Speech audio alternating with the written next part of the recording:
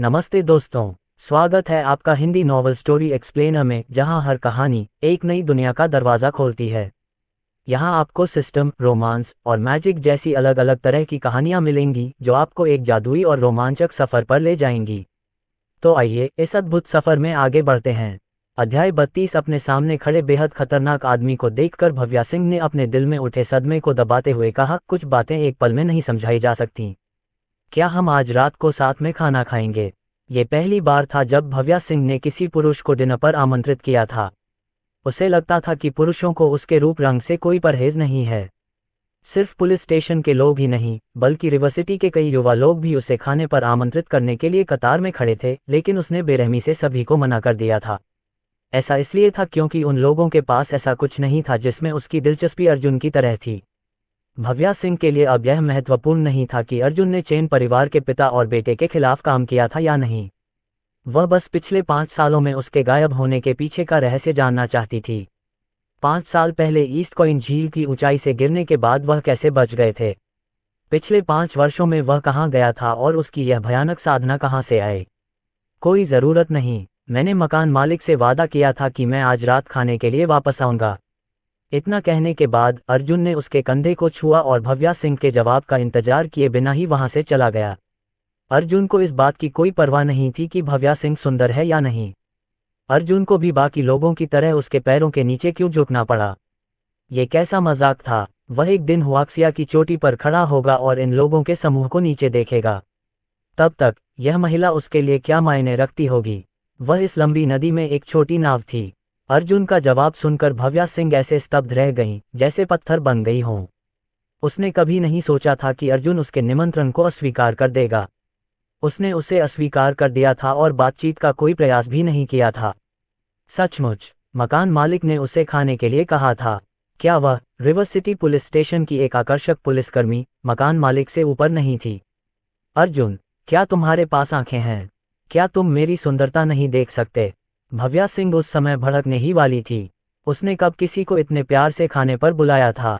अगर वह नहीं जाना चाहता था तो ठीक है, मकान मालिक को क्यों बुलाया? ये तो वस्तुतः उसे शर्मसार करने वाली बात थी। अर्जुन, तुम अभी खड़े रहो, बाइली ने गुस्से से कहा, लेकिन अर्जुन बिना अपना सिर घुमाए उसके साथ हवा जैसा व्यवहार करते हुए चला गया था। आधे घंटे बाद ग्रांड सिटी अपार्टमेंट्स। अर्जुन औषधीय जड़ी बूटियां रसोई में ले आया। सान्या अभी भी सो रही थी, इसलिए उसने अपने पीछे रसोई का दरवाज़ा कसकर बंद करने का फैसला किया। अगर सान्या को कीमिया के बारे में पता चल गया तो उसे समझ नहीं आएगा कि उसे कैसे समझाए। उसने भविष्यवाणी की कि वह अपने पैरों को ज़मीन पर मजबूती से टिकाए रखने और इस तरह की चीज़ों के बारे में बात करती रहेगी। उसने आसपास के उपकरणों पर नज़र डाली और उसे सिरदर्द होने लगा। अफसोस की बात यह थी कि वह मालिक का कीमियागर स्टोव साथ नहीं लाया, वरना सब कुछ बहुत आसान होता। अब वह सिर्फ इन बर्तनों पर ही निर्भर रह गया था। यद्यपि यह उत्पाद गुणवत्ता के मामले में थोड़ा खराब होगा, लेकिन ये रजत शेनॉय के इलाज के लिए पर्याप्त से अधिक होना चाहिए। अर्जुन ने दुखी होकर कहा, बड़े शहरों की भी अपनी कमियां हैं। बिना किसी देरी के उन्होंने इंडक्शन कुकर को पूरी तरह गर्म कर दिया और उसमें औषधीय जड़ी बूटियां डाल दीं। इंडक्शन कुकर सिर्फ जड़ी बूटियों को गर्म करने के लिए था। जड़ी बूटियों को परिष्कृत करने के लिए उन्हें अभी भी अर्जुन के डेंटियन की गहराई से सच्ची क्यूई की आवश्यकता थी। बर्तन में रखी सामग्री जल्दी ही उबलने लगी, लेकिन अर्जुन यह अच्छी तरह जानता था कि औषधीय जड़ी बूटियों को गाढ़ा होने तक परिष्कृत करना आवश्यक है, तभी इसे सफल माना जा सकता है। 1 घंटा बीत गया। बर्तन में रखी औषधीय जड़ी बूटियां लगभग पिघल चुकी थीं और अर्जुन के माथे पर पसीने की बड़ी बड़ी बूंदें बन रही थीं। उसकी सच्ची क्यूई की खपत की दर तेज और तेज होती जा रही थी। मुझे जारी रखना होगा। 1 घंटे बाद, जब बर्तन लगभग पूरी तरह जल चुका था, औषधीय पदार्थ धीरे धीरे एक साथ आकर चिपचिपा पदार्थ बन गए। अंत में ये पदार्थ बिखरकर 5 अनियमित औषधीय गोलियां बन गया। केवल 5, उसने आह भरी और आगे कहा, लेकिन ये बुरा नहीं है। मुख्य रूप से ये स्टोव बस काम नहीं करता है। मुझे आसपास कहीं से एक कीमियागर स्टोव लाने का तरीका खोजना होगा। अगर नहीं तो शंकर बंसल के लिए दवा के बैच को परिष्कृत करना मुश्किल हो जाएगा जब वे आएंगे। हम हर बार इंडक्शन कुकर का उपयोग नहीं कर सकते। अर्जुन ने गहरी सांस लेकर जल चुके बर्तन और लगभग टूट चुके इंडक्शन कुकर को देखा। उसे जल्दी से एक बर्तन और इंडक्शन कुकर खरीद लेना चाहिए, नहीं तो सान्या के जागने पर वह फिर मुसीबत में पड़ जाएगा। अर्जुन को एक खाली मिनरल वाटर की बोतल मिली और उसने उसमें 5 औषधीय गोलियां भर दीं। जैसे ही वह दरवाजा खोलने वाला था, उसने पाया कि सान्या पहले से ही दरवाजे पर खड़ी थी और कान बगल में झुकाकर बातें सुन रही थी। जब सान्या ने अर्जुन को बाहर जाते देखा तो अपनी असहजता को छिपाने के लिए उसने खांसी की और कुछ बार रसोईघर की ओर देखने की कोशिश की। तुम दिन में अकेले रसोई में क्या कर रहे थे? क्या तुम हस्तमैथुन कर रहे थे? इतना शोर क्यों हो रहा है? अच्छा, ये गंध क्या है? दरवाज़ा बंद करते हुए अर्जुन ने मुस्कुराते हुए समझाया, कुछ नहीं था, बस पीने के लिए दवा बना रहा था। सान्या ने अर्जुन को सिर से पैर तक देखा और चिंता से पूछा, क्या तुम्हें चोट लगी है? ये कब हुआ? ये कहकर वह झुकी और रसोईघर में चली गई। जब उसने रसोईघर की स्थिति देखी तो उसका पूरा शरीर सन रह गया। क्या वह दवा बना रहा था? रसोई ऐसी लग रही थी जैसे युद्ध के दौरान ऐसा हुआ हो। बर्तन के नीचे एक छेद भी था। हालांकि उसने पहले कभी कोई दवा नहीं पकाई थी, लेकिन इसकी संभावना नहीं थी कि बर्तन का तल इस तरह दिखाई देगा। तुम क्या कर रहे हो? सान्या ने पूछा। तभी उसकी आंखों के कोने से एक छोटी सी भूरी गोली नजर आई। अर्जुन ने खुद इस पर ध्यान नहीं दिया था क्योंकि वह बहुत छोटी थी। सान्या ने गोली उठाई और उसे सूंघा। उसे एक तेज औषधीय गंध महसूस हुई। ये वाकई टीवी पर दिखाई जाने वाली औषधीय गोलियों जैसी लग रही थी। उसने अर्जुन की ओर देखा और कहा, यही वह चीज़ है जिसे तुम पूरी दोपहर रसोई में छेड़ते रहे। यह जहर तो नहीं है? अचानक उसे अर्जुन के हाथ में मौजूद शुरुआती स्तर की ब्यूटी पिल के नुस्खे का ख्याल आया। हालांकि उसे नहीं पता था कि उसे यह कैसे मिला, लेकिन टेक्नोलॉजी विभाग के लोगों के अनुसार यह नुस्खा असली था। जब उसे कुछ समझ में आया तो उसकी आंखें चौड़ी हो गईं। तुम मेरी रसोई में गोलियां नहीं बना रहे होगे। लगता है तुम वाकई बीमार हो। क्या ये शुरुआती स्तर की ब्यूटी पिल है? अर्जुन ने अपना सिर हिलाया। अब वह सच ही बता सकता था क्योंकि उसका पता चल चुका था। यह एक साधारण गोली है। यह आपकी शक्ल सूरत को खूबसूरत नहीं बना सकती, लेकिन अगर आप इसे लेते हैं तो यह कोई बड़ी बात नहीं है। ये कुछ बीमारियों को तुरंत दूर भी कर देती है। गंभीर बीमारियों के लिए शायद कुछ और की जरूरत होगी। मैं अगले कुछ दिनों में एक अच्छा कीमियागर स्टोव खोजने की योजना बना रहा हूं और फिर मैं आपके लिए कुछ बनाऊंगा। ये दवा बहुत कमजोर है, इसलिए इसे फेंक दें। सान्या को बहुत हो गया था। निश्चित रूप से ये लड़का अभी भी मार्शल आर्ट की जिस दुनिया में था उसमें डूबा हुआ था। कुछ दिन पहले उन्होंने कहा था कि वे किसी प्रकार के चिकित्सा देवता हैं और अब वे एक कीमियागर बन गए हैं। क्या वह थोड़ा और यथार्थवादी नहीं हो सकता था? कितना भोलापन! हे भगवान, सान्या वाकई पागल हो रही थी। इस दुनिया में कोई जादुई अमृत कैसे हो सकता है? ये सब सिर्फ कल्पना थी। अर्जुन का नुस्खा नकली नहीं था। आखिरकार यह उसके पूर्वजों द्वारा छोड़ा गया खजाना था और इसका कुछ वैज्ञानिक आधार भी था। हालांकि कीमिया थोड़ा अतिशयोक्तिपूर्ण था। सान्या को यकीन नहीं था कि गोली किसी भी बीमारी को दूर कर सकती है। अगर कोई चीज़ इतनी बढ़िया थी तो अस्पतालों की क्या जरूरत थी? क्या तुम कल फ्री हो? मैं तुम्हारे लिए बाद में एक मनोचिकित्सक से अपॉइंटमेंट ले लूंगी। तुम ऐसे नहीं चल सकते। ये खतरनाक है, सान्या ने चिंतित होकर कहा। अर्जुन सान्या के साथ इस बातचीत को आगे नहीं बढ़ाना चाहते थे। कोई भी इस तरह की बात पर विश्वास नहीं करेगा। वह मुड़ा और दरवाजे से बाहर चला गया। मैं एक बर्तन खरीदने जा रहा हूँ। जहाँ तक इस गोली का सवाल है, अगर तुम चाहो तो इसे रख सकते हो या अगर नहीं चाहो तो फेंक सकते हो।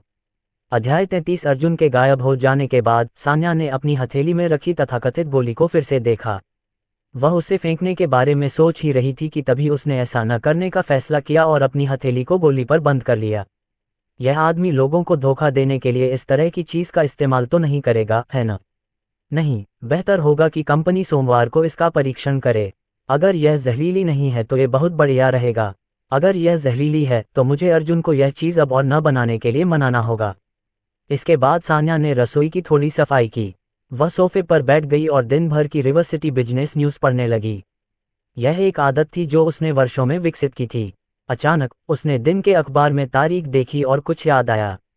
जल्द ही मल्होत्रा परिवार के 3 सदस्यों की पुण्यतिथि होगी। मुझे लगता है कि मैं ही एकमात्र व्यक्ति हूं जो इस साल फिर से प्रार्थना करने जाऊंगी। हालांकि मेरा मल्होत्रा परिवार से कोई लेना देना नहीं है, लेकिन हमेशा कुछ ऐसे काम होते हैं जो किसी न किसी को करने ही पड़ते हैं। अगर रिवर सिटी के लोग ऐसा नहीं करेंगे तो ये काम मुझे ही करना होगा, उसने बुदबुदाया।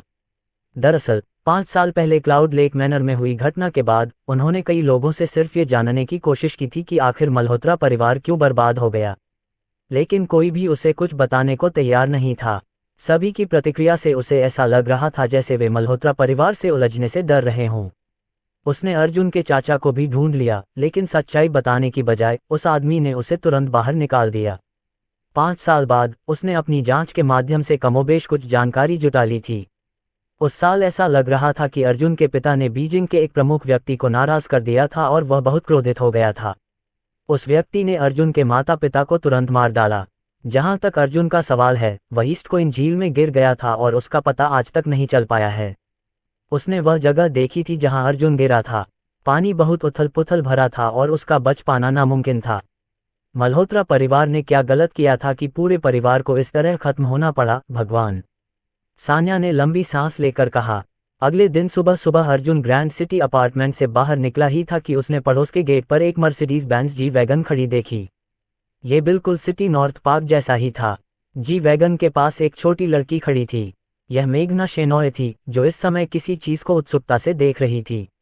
मेघना शेनॉय ने आज टोपी नहीं पहनी थी और उनके काले बाल कमर तक लटक रहे थे। उन्होंने एक साधारण सफ़ेद पोशाक पहनी थी, जो किसी परी की तरह लग रही थी। लग्जरी कारें और खूबसूरती का नज़ारा हर किसी का ध्यान खींचने के लिए काफ़ी था। मोहल्ले में कुछ लड़के इकट्ठे होकर लगातार आपस में कानाफूसी कर रहे थे। बताओ, तुम्हें क्या लगता है कि वहाँ सुंदरता किसी पुरुष या स्त्री की प्रतीक्षा कर रही है? बेशक वह अपनी गर्लफ्रेंड का इंतजार कर रही है। यह एक जी वैगन है। इसकी कीमत कम से कम कुछ मिलियन युआन है और मेरे शोध और जांच के अनुसार जो लड़कियां जी वैगन खरीदती हैं, उनका व्यक्तित्व आमतौर पर मजबूत होता है। वे अमीर परिवारों से हैं। अमीर परिवारों की ये महिलाएं यहाँ किसी पुरुष का इंतजार कैसे कर सकती हैं? मेरे भाइयों, मैं तुम्हें फिर से बताऊंगा। अगर उन खूबसूरत महिलाओं के लिए व्यवस्था की गई होती तो उनमें से ज्यादातर सिर्फ BMW ब्रांड के लिए ही खुली होती। दिखावटी और खूबसूरत, क्या तुम्हें ऐसा नहीं लगता? धूप का चश्मा पहने एक मोटे आदमी ने रहस्यमयी ढंग से कहा। मोटे आदमी ने बहुत समझदारी से काम लिया और तुरंत ही प्रशंसकों की एक बड़ी लहर को अपनी ओर आकर्षित कर लिया। मोटे आदमी ने देखा कि उसके प्रशंसक बढ़ रहे हैं और वह और भी ज्यादा बेतुके ढंग से बोलने लगा। उसने लड़की के हाव भाव से ये भी पता लगाना शुरू कर दिया कि वह कुंवारी है या नहीं और उसके पीछे खड़े जानवर चीख रहे थे। तभी अर्जुन वहां आया और उस मोटे आदमी से मुंह बनाकर बोला, मुझे लगता है कि तुमने गलत विश्लेषण किया है। शू शू, सभी ने एक साथ अर्जुन की ओर देखा। मोटे आदमी ने अपना चश्मा ठीक किया और कुछ शत्रुतापूर्ण भाव से कहा, तुम कौन हो, लड़के? क्या तुम जानते हो कि मेरा उपनाम क्या है? परिपक्व महिलाओं का राजकुमार। मैंने जितनी महिलाओं के साथ खेला है, उससे कहीं ज्यादा तुमने खाया है। क्या तुम महिलाओं को मेरी तरह समझते हो? अर्जुन ने सिर हिलाया। मैं औरतों को नहीं समझता, लेकिन मुझे पता है कि ड्रेस में लड़की मेरा इंतजार कर रही है, इसलिए तुम्हारे सारे अनुमान गलत हैं। इस पर न केवल वह मोटा आदमी हंसा, बल्कि बाकी सभी लोग भी हंस पड़े। तुम्हारा इंतजार कर रहा हूँ। हाँ, तुम पेशाब करके अपनी मंदी वाली शक्ल क्यों नहीं देखते? जी वैगन वाली एक सुंदरी तुम्हारे जैसे हारे हुए आदमी का इंतजार कर रही है। क्या मजाक है तुम्हारे जैसे हारे हुए आदमी के लिए? अगर वह खूबसूरत औरत तुम्हारा इंतजार कर रही है तो मैं अपना पुरुषत्व काट दूंगा। मोटे आदमी ने शपथ लेने के लिए हाथ बढ़ाते हुए कहा। सभी की खिल्ली उड़ाते हुए अर्जुन ने इस पर ध्यान नहीं दिया और सीधे मेघना शेनॉय की ओर चल पड़े। सबने अर्जुन की ओर देखा, जो बेशर्मी से आगे बढ़ा और अचानक ऐसा लगा जैसे वे कोई अच्छा शो देखने जा रहे हों। इस तरह की महिलाओं का आमतौर पर काफी अच्छा बैकग्राउंड होता है। उनके साथ छेड़छाड़ करना और उनके साथ छेड़छाड़ करना वाकई एक तमाशा था। जब जी वैगन के पास खड़ी मेघना शेनॉय ने अर्जुन को देखा तो वह इतनी घबरा गई कि उसे लगा कि उसका दिल जमीन पर गिर जाएगा। यदि अर्जुन न आता या बाद में आता तो उसके पिता अवश्य ही मर चुके होते। उसके पिता ने तो उसे ये भी स्पष्ट कर दिया था कि अर्जुन से विनती करते समय उसे यथासंभव विनम्र बने रहना होगा। बिना किसी हिचकिचाहट के वह छोटे छोटे कदमों से अर्जुन के पास गई और झुककर प्रणाम किया। उसने आदरपूर्वक कहा, नमस्ते मिस्टर अर्जुन। मैं वह बातचीत शुरू करने ही वाली थी कि अर्जुन ने हाथ हिलाकर कहा, मुझे शेन हाउस ले चलो। मुझे लगता है कि रजत शेनॉय अब बहुत अधीर हो गए होंगे। मेघना शेनॉय का चेहरा लाल हो गया। उसने तुरंत अर्जुन के लिए दरवाजा खोलने की पहल की और धीरे से कहा, मिस्टर अर्जुन प्लीज। उसने हर शब्द सावधानी से बोला। ऐसा उसने पहले कभी नहीं किया था, इसलिए वह अपनी असंवेदनशीलता से अर्जुन को नाराज करने से डर रही थी। यद्यपि अर्जुन के शरीर से किसी प्रकार का आभास नहीं निकल रहा था, फिर भी उसे ऐसा महसूस हो रहा था कि कोई अदृश्य शक्ति उसे घेर रही है और उसे नीचे धकेल रही है। मेघना शेनॉय तभी कार में बैठी जब अर्जुन ठीक से बैठ चुके थे। उन्हें लगा जैसे उनके मन से कोई बोझ उतर गया हो। जी वैगन को धीरे धीरे पड़ोस से बाहर ले जाया गया। जो लोग गर्मागर्म चर्चाओं में लगे हुए थे वे अब पूरी तरह से जम चुके थे। वे बच्चे को खुद को शर्मिंदा होते देखने का इंतजार कर रहे थे। किसने सोचा होगा कि बच्चा वाकई कार में चढ़ जाएगा। ये बताने की जरूरत नहीं कि पूरी प्रक्रिया के दौरान जी वैगन की खूबसूरती उस पर ऐसे फिदा थी जैसे पुराने जमाने के नौकर अपने मालिकों की सेवा करते थे। क्या बकवास है! क्या आजकल सभी सुंदरियां ऐसे ही पुरुषों में रुचि रखती हैं? मैं सपना तो नहीं देख रहा हूँ, एक लड़के ने कमजोरी से कहा। मुझे याद आ रहा है कि किसी ने कहा था कि वे अपनी मर्दांगी खत्म करने जा रहे हैं। वह भाई कहाँ चला गया?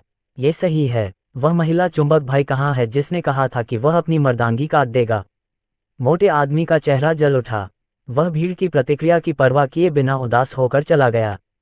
आधे घंटे बाद रिवर सिटी शेन हाउस में जैसे ही अर्जुन कार से बाहर निकला उसने देखा कि शेन परिवार के लगभग सभी लोग उसका स्वागत करने आए हैं। रजत शेनॉय ने आगे बढ़कर उत्साह से कहा, मी अर्जुन, आखिरकार आप यहाँ आ ही गए। कल रात मैं बिल्कुल भी नहीं सोया। मुझे डर था कि ये मेरे आखिरी कुछ घंटे होंगे। अगर आप कुछ घंटे देर से आते तो शायद मैं किसी अंतिम संस्कार की तैयारी कर रहा होता। मी अर्जुन, क्या आपने नाश्ता कर लिया है? मैंने अभी अपने नौकर से कहा है कि नाश्ता पहले ही तैयार कर दे, मेघना शेनॉय की मां ने भी बहुत सम्मानपूर्वक कहा।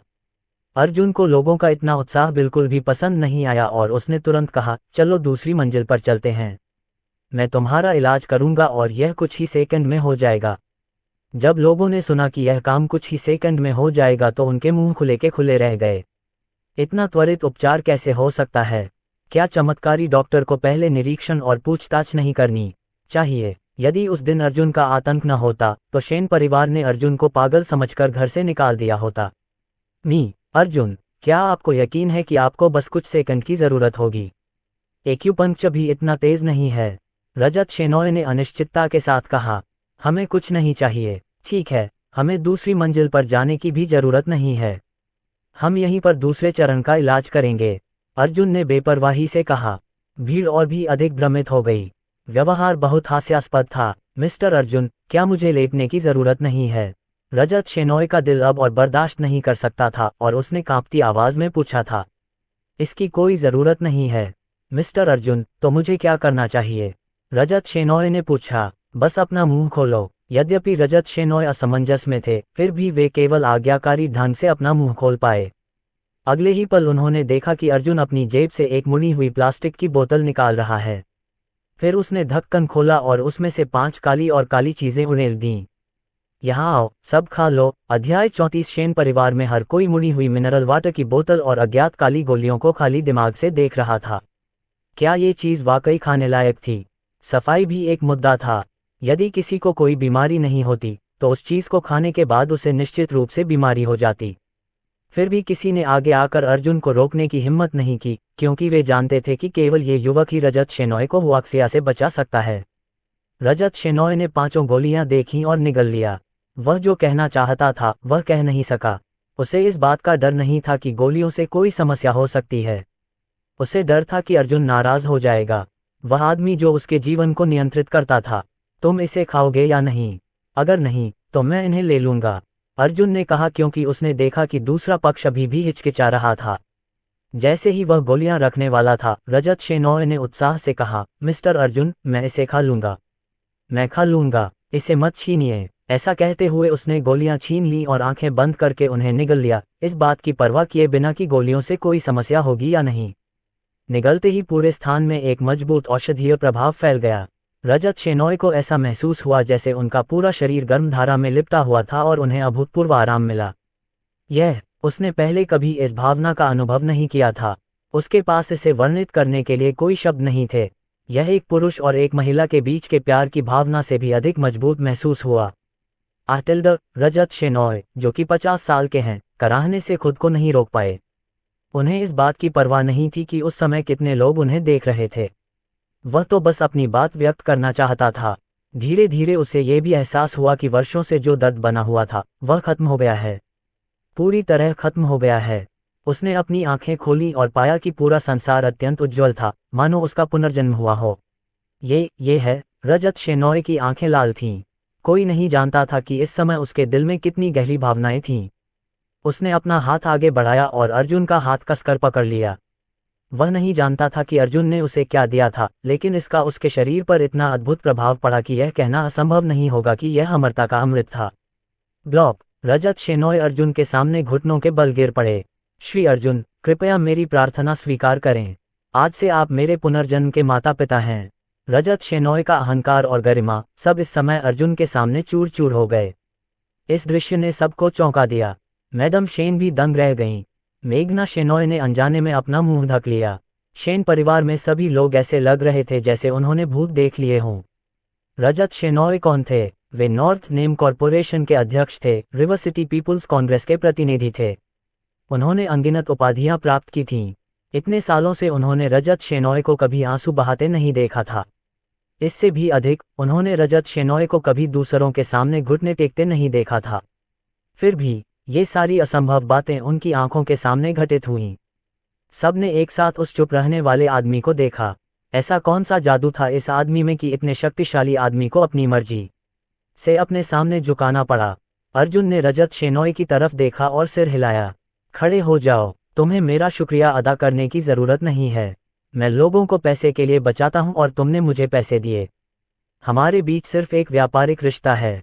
रजत शेनॉय ने पाया कि वह अपना संयम खो चुका था और उसने जल्दी से अपनी आस्तीन से अपने आंसू पोंछे। वह खड़ा हुआ और अपनी जेब से एक बैंक कार्ड और एक चाबी निकाली। श्री अर्जुन, यह आपकी परामर्श फीस है। पासवर्ड है 66 और यह उस प्रॉपर्टी की चाबी है जिसे मैंने ग्रैंड सिटी अपार्टमेंट के बगल में खरीदा था। ये प्रॉपर्टी कुछ समय के लिए अलग रखी गई थी, इसलिए इसे न देना बेकार है। मैं चाहता हूं कि श्री अर्जुन कृपया इस उपहार को स्वीकार करें। पता चाबी के पीछे है। अर्जुन ने इस पर विचार किया और इसे स्वीकार कर लिया। उसे अब वाकई एक घर की जरूरत थी। उसे कुछ औषधीय जड़ी बूटियां लेने के लिए वर्चुअस बेनेवोलेंस हॉल जाना होगा और मात्रा कम नहीं होगी। वह निश्चित रूप से उन्हें ग्रैंड सिटी अपार्टमेंट में वापस नहीं ले जा सकता था। इसके अलावा वह हमेशा सान्या की रसोई में औषधीय जड़ी बूटियां नहीं पका सकता था। ये बहुत जोखिम भरा था। रजत शेनॉय द्वारा दी गई कुंजी से इस तात्कालिक दुविधा का समाधान हो सकता था। उसे ऐसी बात क्यों स्वीकार नहीं करनी चाहिए? एक मकान की कीमत अधिकतम कुछ मिलियन थी, जो परामर्श शुल्क की तुलना में कीमत का केवल एक अंश मात्र थी। रजत शेनॉय ने देखा कि अर्जुन ने इसे स्वीकार कर लिया है और वह राहत की सांस लिए बिना नहीं रह सके। वह एक व्यवसायी थे। स्वाभाविक रूप से वह हितों पर ध्यान देते थे और उनके पास दीर्घकालिक दृष्टि थी। वह जानते थे कि अर्जुन जैसे असाधारण व्यक्ति का क्या मतलब है। वह अपनी घातक बीमारी का इलाज कर सकता था, इसलिए ये सोचना उचित है कि वह अन्य लोगों की बीमारियों का भी इलाज कर सकता था। इन अन्य लोगों का व्यापक समावेश था। एक सरकारी नेता जितना छोटा, एक बड़े देश का मुखिया जितना बड़ा। यदि अभी नहीं तो वह ऐसे व्यक्ति के साथ कब जुड़ेगा? बेशक उसे उम्मीद नहीं थी कि एक कुंजी दूसरे पक्ष का विश्वास जीतने के लिए पर्याप्त होगी। रास्ता लंबा था। अचानक उसकी नज़र अपनी बेटी पर पड़ी। मेघना शेनॉय शेन परिवार की मोती थी और अपनी खूबसूरती और शारीरिक बनावट के मामले में रिवर सिटी में सबसे आगे थी। खूबसूरत औरतों के आकर्षण में हीरो भी कमज़ोर होते हैं। ज़रूरत पड़ने पर रजत शेनॉय अपनी बेटी को सामने वाले को देने में भी संकोच नहीं करते। हालांकि उन्हें नहीं पता था कि अर्जुन उनकी बेटी से संतुष्ट होंगे या नहीं। यह उनकी बेटी के आशीर्वाद पर निर्भर था। रजत शेनॉय ने कहा, श्री अर्जुन, क्या मैं आपको दोपहर के भोजन के लिए आमंत्रित कर सकता हूं? क्योंकि मैं आपको उचित रूप से धन्यवाद देना चाहता हूं। अर्जुन को इस तरह का खाना बिल्कुल पसंद नहीं था और उसने स्वाभाविक रूप से मना कर दिया। मेरे पास अभी भी बहुत से काम हैं, इसलिए खाने की कोई ज़रूरत नहीं है। इन कुछ दिनों में हल्का खाना लेना याद रखें। गोलियों को आपके शरीर में पूरी तरह से समाहित होने में कुछ दिन लगेंगे। जहां तक आपकी बीमारी का सवाल है तो कोई गंभीर समस्या नहीं होनी चाहिए। हमारे लिए बस इतना ही है। इसके बाद अर्जुन जाने ही वाला था कि अचानक उसे कुछ ख्याल आया। वह इस बार रिवर सिटी में सिर्फ बदला लेने के लिए नहीं आया था, बल्कि स्वर्गीय न्याय समूह को वापस पाने के लिए भी आया था, जिसे उसके पिता ने अपने नंगे हाथों से अस्तित्व में लाया था। आखिरकार यह उसके पिता की कड़ी मेहनत थी। उन्हें स्पष्ट रूप से याद था कि हेवनली जस्टिस ग्रुप वास्तव में डूब चुका था और मल्होत्रा परिवार के साथ हुई घटना के बाद अनगिनत अन्य कंपनियों ने उसका अधिग्रहण कर लिया था। पिछले कुछ दिनों में उन्होंने इंटरनेट से हेवनली जस्टिस ग्रुप के बारे में पता लगाने की भी कोशिश की थी, लेकिन कोई ठोस जानकारी नहीं मिल पाई थी।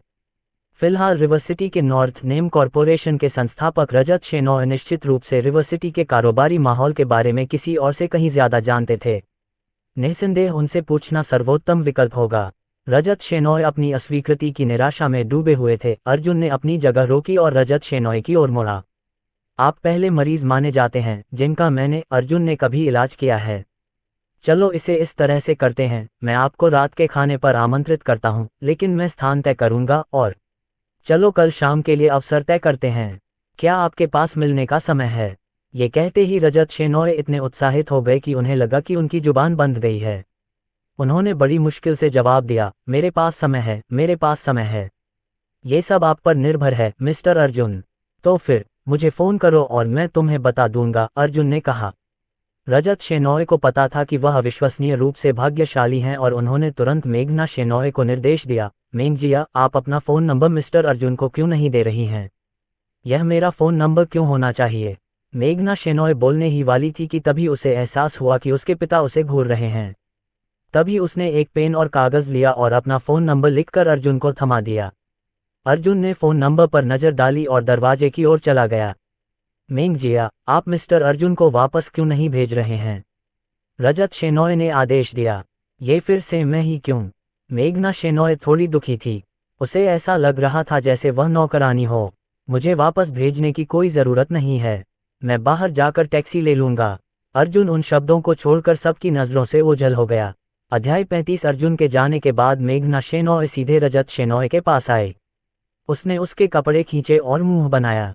पिताजी, मुझे ऐसा क्यों लग रहा है कि आप जानबूझकर मुझे और अर्जुन को मिलाने की कोशिश कर रहे हैं? मुझे अपना फ़ोन नंबर क्यों छोड़ना चाहिए और उसे वापस क्यों भेजना चाहिए? हो, अगर उसने आपको ठीक भी कर दिया तो भी आपको मुझे वहां धकेलने की ज़रूरत नहीं है। हमने इसकी कीमत चुकाई है। मेघना शेनॉय को शुरू में लगा कि वह अरेंज मैरिज के क्लिच से बच सकती है। रजत शेनॉय ने भी एक बार उनसे वादा किया था कि वह उनकी शादी में दखल नहीं देंगे, लेकिन अब अर्जुन की मौजूदगी ने उनके वादे को तोड़ दिया है। वह कैसे नहीं समझ पाई कि उसके पिता का क्या मतलब था। रजत शेनॉय ने अपने दोनों हाथ पीछे कर लिए थे और अभी भी उस दिशा में देख रहे थे जिस ओर अर्जुन गया था। कुछ देर बाद वह मेघना शेनॉय की ओर मुड़ा और धीरे से कहा, मेघजिया, तुम मिस्टर अर्जुन के बारे में क्या सोचती हो? मेघना शेनॉय अप्रत्याशित प्रश्न सुनकर शर्मा गईं। वह कह सकती थी कि अर्जुन बहुत सुंदर था, उसकी उम्र भी अच्छी हो गई थी और उसका स्वभाव भी अद्भुत था। जहां तक उसकी योग्यता की बात है तो वह उसके पिता की बीमारी को भी ठीक करने में सक्षम था। स्वाभाविक रूप से वह बुरा नहीं था। वह ठीक है और बस इतना ही। मैं उसके अलावा और भी बेहतरीन युवा प्रतिभाओं को जानता हूँ। ये सुनते ही रजत शेनॉय ने मेघना शेनॉय को थप्पड़ मारने की कोशिश की। युवा प्रतिभाएं? मैं तुम्हारा पिता तुम्हें बता दूंगा कि वे बकवास युवा प्रतिभाएं जिन्हें तुम जानते हो अर्जुन के सामने पैर रखने के भी लायक नहीं हैं। मेघना शेनॉय अपने पिता की बातें सुनकर थोड़ी हैरान रह गईं। ये पहली बार था जब उन्होंने अपने पिता को इस लहजे में बोलते हुए सुना था। जिन लोगों को वह जानती थी वे अर्जुन के सामने एक पैर भी रखने के लायक नहीं थे। वह किससे मजाक कर रहा था? अर्जुन चिकित्सा की कला में असाधारण थे। क्या उनकी तुलना उन लोगों से की जा सकती है जिन्हें बचपन से ही जीवन के अनुभव और बातचीत की अच्छी शिक्षा मिली हो? यह असंभव था। मेघना शेनॉय को अचानक कुछ याद आया और उन्होंने कहा, क्या भाई लुकाई अर्जुन से बेहतर नहीं है? लुकाई ने बचपन से लेकर वयस्क होने तक अपने दोस्तों के बीच एक शानदार जीवन जिया। वह प्राथमिक विद्यालय से लेकर जूनियर हाई तक लगातार ग्रेड में आगे बढ़ता रहा। 16 साल की उम्र में वह जियांगन प्रांत में कॉलेज प्रवेश परीक्षा में शीर्ष स्कोरर था। फिर वह आगे की पढ़ाई के लिए सीधे पेकिंग विश्वविद्यालय चला गया। उस समय उसे हुआक्सिया के बाल प्रतिभा के रूप में भी जाना जाता था। 19 साल की उम्र में उसने स्टैनफोर्ड विश्वविद्यालय में मास्टर डिग्री के लिए अध्ययन किया था। वह पियानो के साथ 10वीं कक्षा में था और रैंक 8 का गो पेशेवर था। उनके परिवार की पृष्ठभूमि और भी ज्यादा चौंकाने वाली थी। लू परिवार रिवर सिटी के 4 प्रमुख परिवारों में से एक था। वे पारंपरिक चीनी चिकित्सकों का परिवार भी थे। रिवर सिटी में लुकाई की उपस्थिति लगभग स्वर्गीय थी और अनगिनत लोग उसे आदर्श मानते थे। बचपन से ही जब भी वे साथ में खाना खाते थे उसके पिता इस व्यक्ति के बारे में शेखी बघारते थे। उन्होंने कई मौकों पर उसे मनुष्यों में सबसे महान बताया था। मेघना शेनॉय को अभी भी यकीन नहीं हो रहा था कि इस तरह के व्यक्ति की तुलना अर्जुन से नहीं की जा सकती। बेशक रजत शेनॉय ने कुछ नहीं कहा।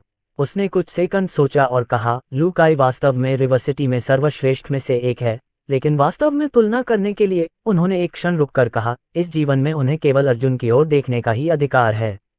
मेघजिया, तुम मेरे द्वारा अच्छी तरह से संरक्षित हो, इसलिए तुम्हें पता नहीं है कि उस खूबसूरत कोट को उतारने के बाद दुनिया कैसी दिखती है। यह अंधेरा है, ये गंदा है, और यह खून से लथपथ है।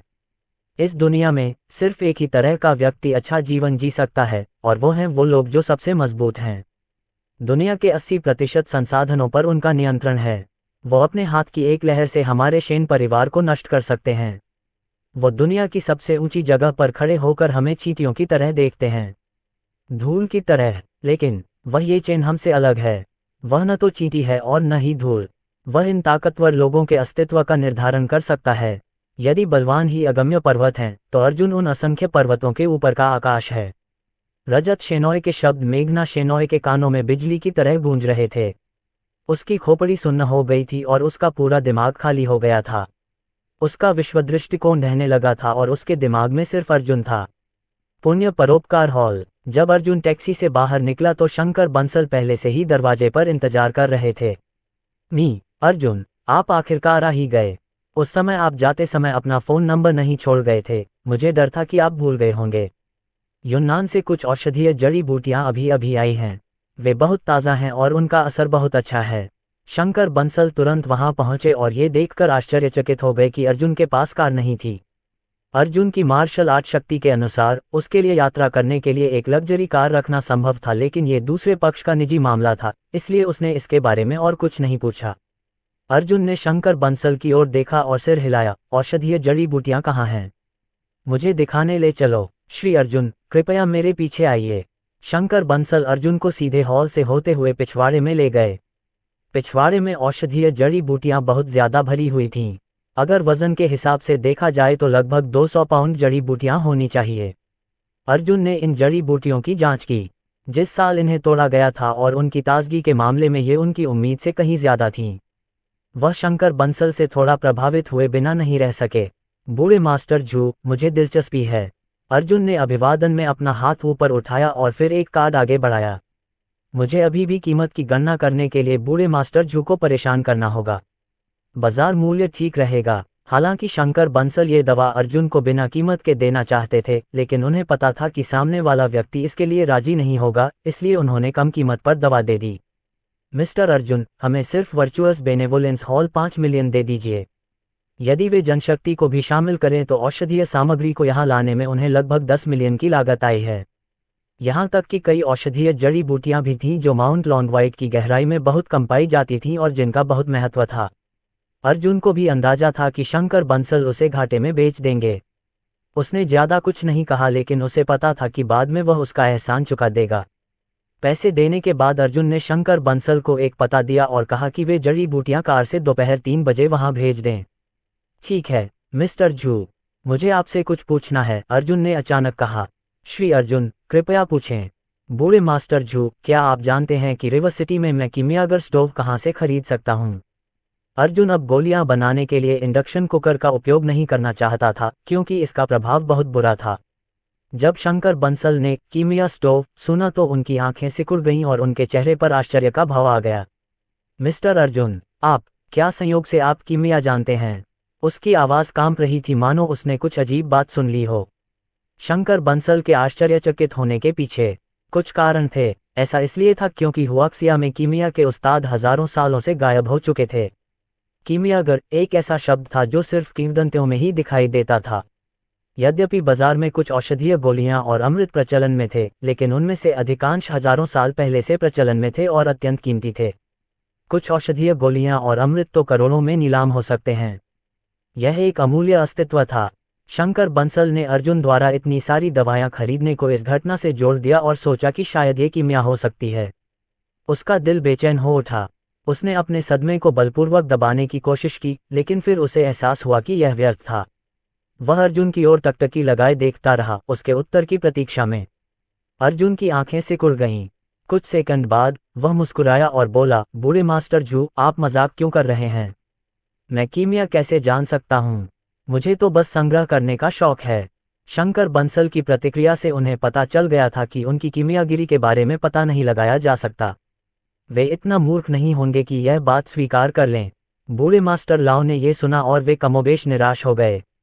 यदि उसके सामने खड़ा अर्जुन वास्तव में एक कीमियागर होता तो वह तुरंत जियांगन प्रांत के जू हाउस में घटना की सूचना देने के लिए दौड़ पड़ता और बंसल परिवार के मालिक को व्यक्तिगत रूप से अर्जुन के लिए लड़ने देता।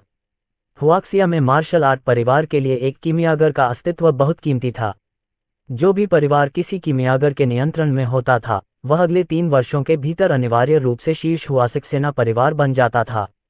अध्याय 36। अर्जुन ने देखा कि बूढ़ा जू अचंभित था, इसलिए उसने उसके सामने हाथ हिलाया। अर्जुन ने उससे कहा, बूढ़े जू, क्या तुम अभी भी सुन रहे हो? बूढ़ा जू वास्तविकता में वापस आया और मुस्कुराया। श्री अर्जुन, यदि आप केवल संग्रह कर रहे हैं तो आप प्राचीन वस्तुओं के बाजार में अपनी किस्मत क्यों नहीं आजमाते? रिवर सिटी में मनी रिवर स्ट्रीट के दूसरे लॉट पर सबसे बड़ा प्राचीन वस्तु बाजार है। लेकिन यदि आप असली कीमिया स्टोव में रुचि रखते हैं तो आपको नीलामी में शामिल होना होगा। नीलामी के लिए रखी गई ज्यादातर वस्तुओं का नीलामीकर्ता द्वारा ऑडिट किया जाता है। जब तक आपके पास पैसे हैं आप अपनी पसंदीदा वस्तु जरूर हासिल कर पाएंगे। ये बात निश्चित रूप से उन चीज़ों पर भी लागू होती है जो हजारों साल से ज्यादा पुरानी हैं। तो मैं आपसे पूछता हूँ, श्रीमान अर्जुन, क्या आप पहले वाले हैं या दूसरे वाले? हालांकि अर्जुन के पास प्राचीन वस्तुओं की पहचान करने का एक गुप्त तरीका था, लेकिन प्राचीन वस्तुओं के बाजार में ज्यादातर चीजें वास्तव में नकली थीं। अगर वह किसी चीज की तलाश करता तो ये घास के ढेर में सुई ढूंढने जैसा होता। इसलिए उस समय नीलामी निस्संदेह सबसे अच्छा विकल्प था। बूढ़े जू, मुझे नीलामी पसंद है, अर्जुन ने ईमानदारी से जवाब दिया। बूढ़े जू ने सिर हिलाया और फिर आगे कहा, चूंकि मिस्टर अर्जुन नीलामी पसंद करते हैं तो बढ़िया है। 5 दिनों में रिवर सिटी मिलेनियम होटल में एक बड़ी नीलामी होने वाली है। संयोग से बंसल परिवार को नीलामी में शामिल होने के लिए आमंत्रित किया गया था। मिस्टर अर्जुन, आप उस समय हमारे साथ क्यों नहीं आते? परेशानी के लिए धन्यवाद, बूढ़े जू। अर्जुन ने उससे हाथ मिलाया लेकिन कुछ सोचकर बोला, बूढ़े जू, मैंने आज आपकी पोती को नहीं देखा। बूढ़े जू को उम्मीद नहीं थी कि अर्जुन उससे प्रिया बंसल के बारे में पूछेगा। लगता है मिस्टर अर्जुन इतने भी अमानवीय नहीं हैं। सौभाग्य से प्रिया आज अपने मालिक के साथ हाइकिंग पर गई थी। वह बाद में ही वापस आएगी। शुरू में मैं प्रिया से श्री अर्जुन से औपचारिक माफी के तौर पर चाय परोसने के लिए कहने वाला था। श्री अर्जुन, हमारे साथ डिनर करने के लिए रुकना क्यों नहीं चाहेंगे? स्वाभाविक रूप से अर्जुन पीछे नहीं रह सका। वह खड़ा हुआ, पीछे मुड़ा और फिर रिवर सिटी के शाम के अखबार का एक टुकड़ा उठाया जो पिछले दिन का था। बूढ़े जू, अब इस अखबार की तुम्हें कोई जरूरत नहीं है ना? नहीं, मैं नहीं चाहता, मिस्टर अर्जुन। क्या आप चाहते हैं? बूढ़े जू, क्या आपके पास कलम है? हाँ हाँ हाँ, मिस्टर अर्जुन, कृपया एक क्षण प्रतीक्षा करें। थोड़ी देर बाद बूढ़ा जू अर्जुन के लिए एक काला पेन लेकर आया। दरअसल वह थोड़ा हैरान था। वह समझ नहीं पा रहा था कि अर्जुन अखबार और पेन क्यों मांग रहा है। उसे आश्चर्य हो रहा था कि अर्जुन अपने उस कलश में कौन सी दवा बेचता है। अर्जुन को कलम थामे हुए देखा गया जब वह अखबार पर खाली जगह भर रहा था। उसने धारा प्रवाह शब्दों की ढेर सारी पंक्तियां लिखीं और फिर उस पर अस्पष्ट रेखाओं के साथ मानव शरीर का एक रेखाचित्र बनाया। काम पूरा होने के बाद अर्जुन ने अखबार इकट्ठा करना शुरू किया और फिर उसे शंकर बंसल को सौंप दिया। बूढ़ी जू, जब तुम्हारी पोती बाद में वापस आए तो उसे यह अखबार का टुकड़ा देना मत भूलना। इसे देखते ही वह समझ जाएगी। इसके अलावा दोपहर 3 बजे औषधीय जड़ी बूटियां भेजना मत भूलना। अर्जुन ने जो कुछ कहना चाहा था उसे समझाकर वह बाहर निकल आया। दोपहर होने को है। मुझे आश्चर्य है कि सान्या ने आज क्या बनाया है। अर्जुन के जाने के बाद शंकर बंसल ने अखबार खोलते हुए भौहें सिकुड़ी और चेहरे पर झुर्रियां डालीं। हालांकि वह अखबार को देखने की कितनी भी कोशिश कर ले, उसे समझ में नहीं आया कि अर्जुन ने अखबार पर क्या लिखा है। ज्यादातर समय वह औषधीय जड़ी बूटियों का कारोबार करता था। ये तो बताने की जरूरत नहीं कि उसने बहुत छोटी उम्र से ही ऐसा करना शुरू कर दिया था। हालांकि उसने पहले भी मार्शल आर्ट विशेषज्ञों को देखा था, लेकिन उसे इस बात का जरा भी अंदाजा नहीं था कि मार्शल आर्ट विशेषज्ञ कैसे प्रशिक्षण लेते हैं। छोड़ो, मैं प्रिया के वापस आने तक इंतजार करूंगा और उससे पूछूंगा। 10 मिनट बाद प्रिया बंसल एक बूढ़े आदमी के साथ वर्चुअस बेनेवोलेंस हॉल में चली गईं। प्रिया बंसल गुलाबी रंग की पोशाक में थीं। बूढ़े आदमी ने भूरे रंग के कपड़े और काले रंग के स्पोर्ट्स शूज पहने हुए थे। वह बहुत दुबला पतला था और उसका खड़ा होना पेंसिल की तरह सीधा था। उसकी दयालु चमकदार तीखी आंखें उसकी हल्की भौहों के नीचे भरी हुई थीं। जब शंकर बंसल ने बूढ़े आदमी को देखा तो उसने तुरंत उसका अभिवादन किया। बूढ़े किन, क्या तुम प्रिया को फिर से अभ्यास के लिए बाहर ले आए? इस चंचल लड़की ने निश्चित रूप से तुम्हें व्यस्त रखा है ना? प्रिया बंसल नाराज थी। आप क्या कहना चाह रहे हैं दादाजी? क्या आपको लगता है कि मैं ऐसी इंसान हूं जो आपके जीवन में उथल पुथल मचाती हूं? शंकर बंसल ने प्रिया बंसल की तरफ देखा और डांटा, तुम्हें पता होना चाहिए कि तुमने क्या किया। याद है वो समय जब तुमने अर्जुन को नाराज किया था? कल मैंने तुम्हें माफी मांगने के लिए उसके पास छोड़ा था, लेकिन आखिरकार तुम सुबह सुबह अपने मालिक के साथ घूमने चली गई। अगर बुराकिन अभी यहाँ नहीं होता तो मैं तुम्हें पहले ही पीट चुका होता। जैसे ही प्रिया बंसल ने अर्जुन का नाम सुना, वह अचानक बहुत चिंतित हो गईं। पिछली घटना के बाद से ही उसके दादाजी अर्जुन के बारे में बात करना बंद नहीं करते थे, वे दिन रात उसी के बारे में बात करते रहते थे। वह इससे तंग आ चुकी थी। कौशल के उस स्तर के साथ। क्या अर्जुन के कौशल औसत दर्जे के नहीं हैं? वह उसकी इतनी प्रशंसा क्यों करता है? कौन सा मार्शल आर्ट ग्रैंड मास्टर? क्या वे उसके बारे में बात कर रहे हैं? हे, उसके दिल में केवल एक ही सच्चा मार्शल आर्ट ग्रैंड मास्टर था, वह था उसका गुरु। उस दिन जब वे पहाड़ी पर अभ्यास करने गए, तो उसने अपने गुरु को अपने नंगे हाथों से एक विशाल पेड़ को काटते हुए देखा। वह उस कुत्ते की गंदगी अर्जुन से कहीं बेहतर है। जैसे ही शंकर बंसल ने अर्जुन का जिक्र किया, उसे याद आया कि अर्जुन ने उससे क्या करने को कहा था। वह जल्दी से पीछे गया और अखबार का टुकड़ा उठाकर प्रिया बंसल को थमा दिया। प्रिया, अर्जुन ने मुझे ये तुम्हें देने के लिए कहा था। अगर तुम्हें इसमें लिखी बातें समझ में नहीं आती हैं तो थोड़ा रिसर्च कर लो, क्योंकि मुझे भी नहीं आती। प्रिया बंसल ने अखबार पर नजर डाली। उसने ठंडी नाक से नाक सिकोड़ी और कहा, क्या वह आदमी इतना दयालु है कि मुझे कुछ दे रहा है? एक पल के लिए मुझे लगा कि यह कोई कीमती चीज है, लेकिन ध्यान से देखने पर पता चला कि यह कल का रिवर्सिटी शाम का अखबार है। वह क्या कहना चाह रहा है? क्या वह ये कहना चाह रहा है कि मेरे पास ज्ञान की कमी है और वह मुझसे ज्यादा अखबार पढ़ने के लिए कह रहा है? ये सिर्फ एक अपमानजनक बात है। कितना बेवकूफ है। प्रिया बंसल को इतना गुस्सा आया कि उन्होंने अखबार को लपेटकर कूड़ेदान में फेंक दिया। इसे अभी उठाओ, उसने अंदर कुछ लिखा है। शंकर बंसल ने सीधे रॉड की तरफ हाथ बढ़ाया, मानो उसे पीटने वाला हो। उसने बिना कुछ कहे उसे बगल से उठा लिया। जाहिर है वह बहुत गुस्से में था।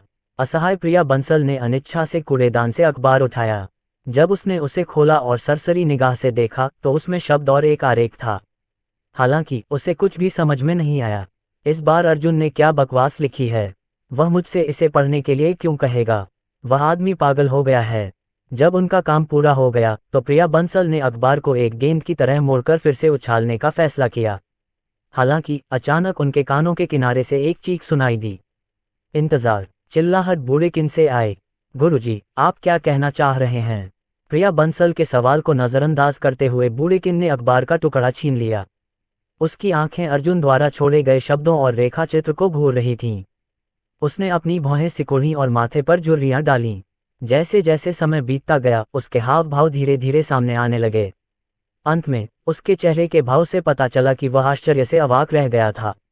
जब उन्होंने उसके हाव भाव देखे तो शंकर बंसल और प्रिया बंसल दोनों उसे अजीब नजरों से देखने लगे। मास्टर जी, क्या हो रहा है? बुरेकिन, तुम्हें क्या पता चला? बुरेकिन ने उनकी अनदेखी की और फर्श पर पैर मोड़कर बैठ गए। उन्होंने अपनी दोनों आंखें कसकर बंद कर लीं। ये वैसा ही था जैसे वे अभ्यास करते समय करते थे। मास्टर जी, फर्श गंदा है। अगर आप अभ्यास करना चाहें तो भी इंतजार कर सकते हैं, प्रिया बंसल ने कहा। बुरेकिन ने उसकी उपेक्षा की। 5 मिनट बाद बुरेकिन ने अचानक अपनी आंखें खोलीं।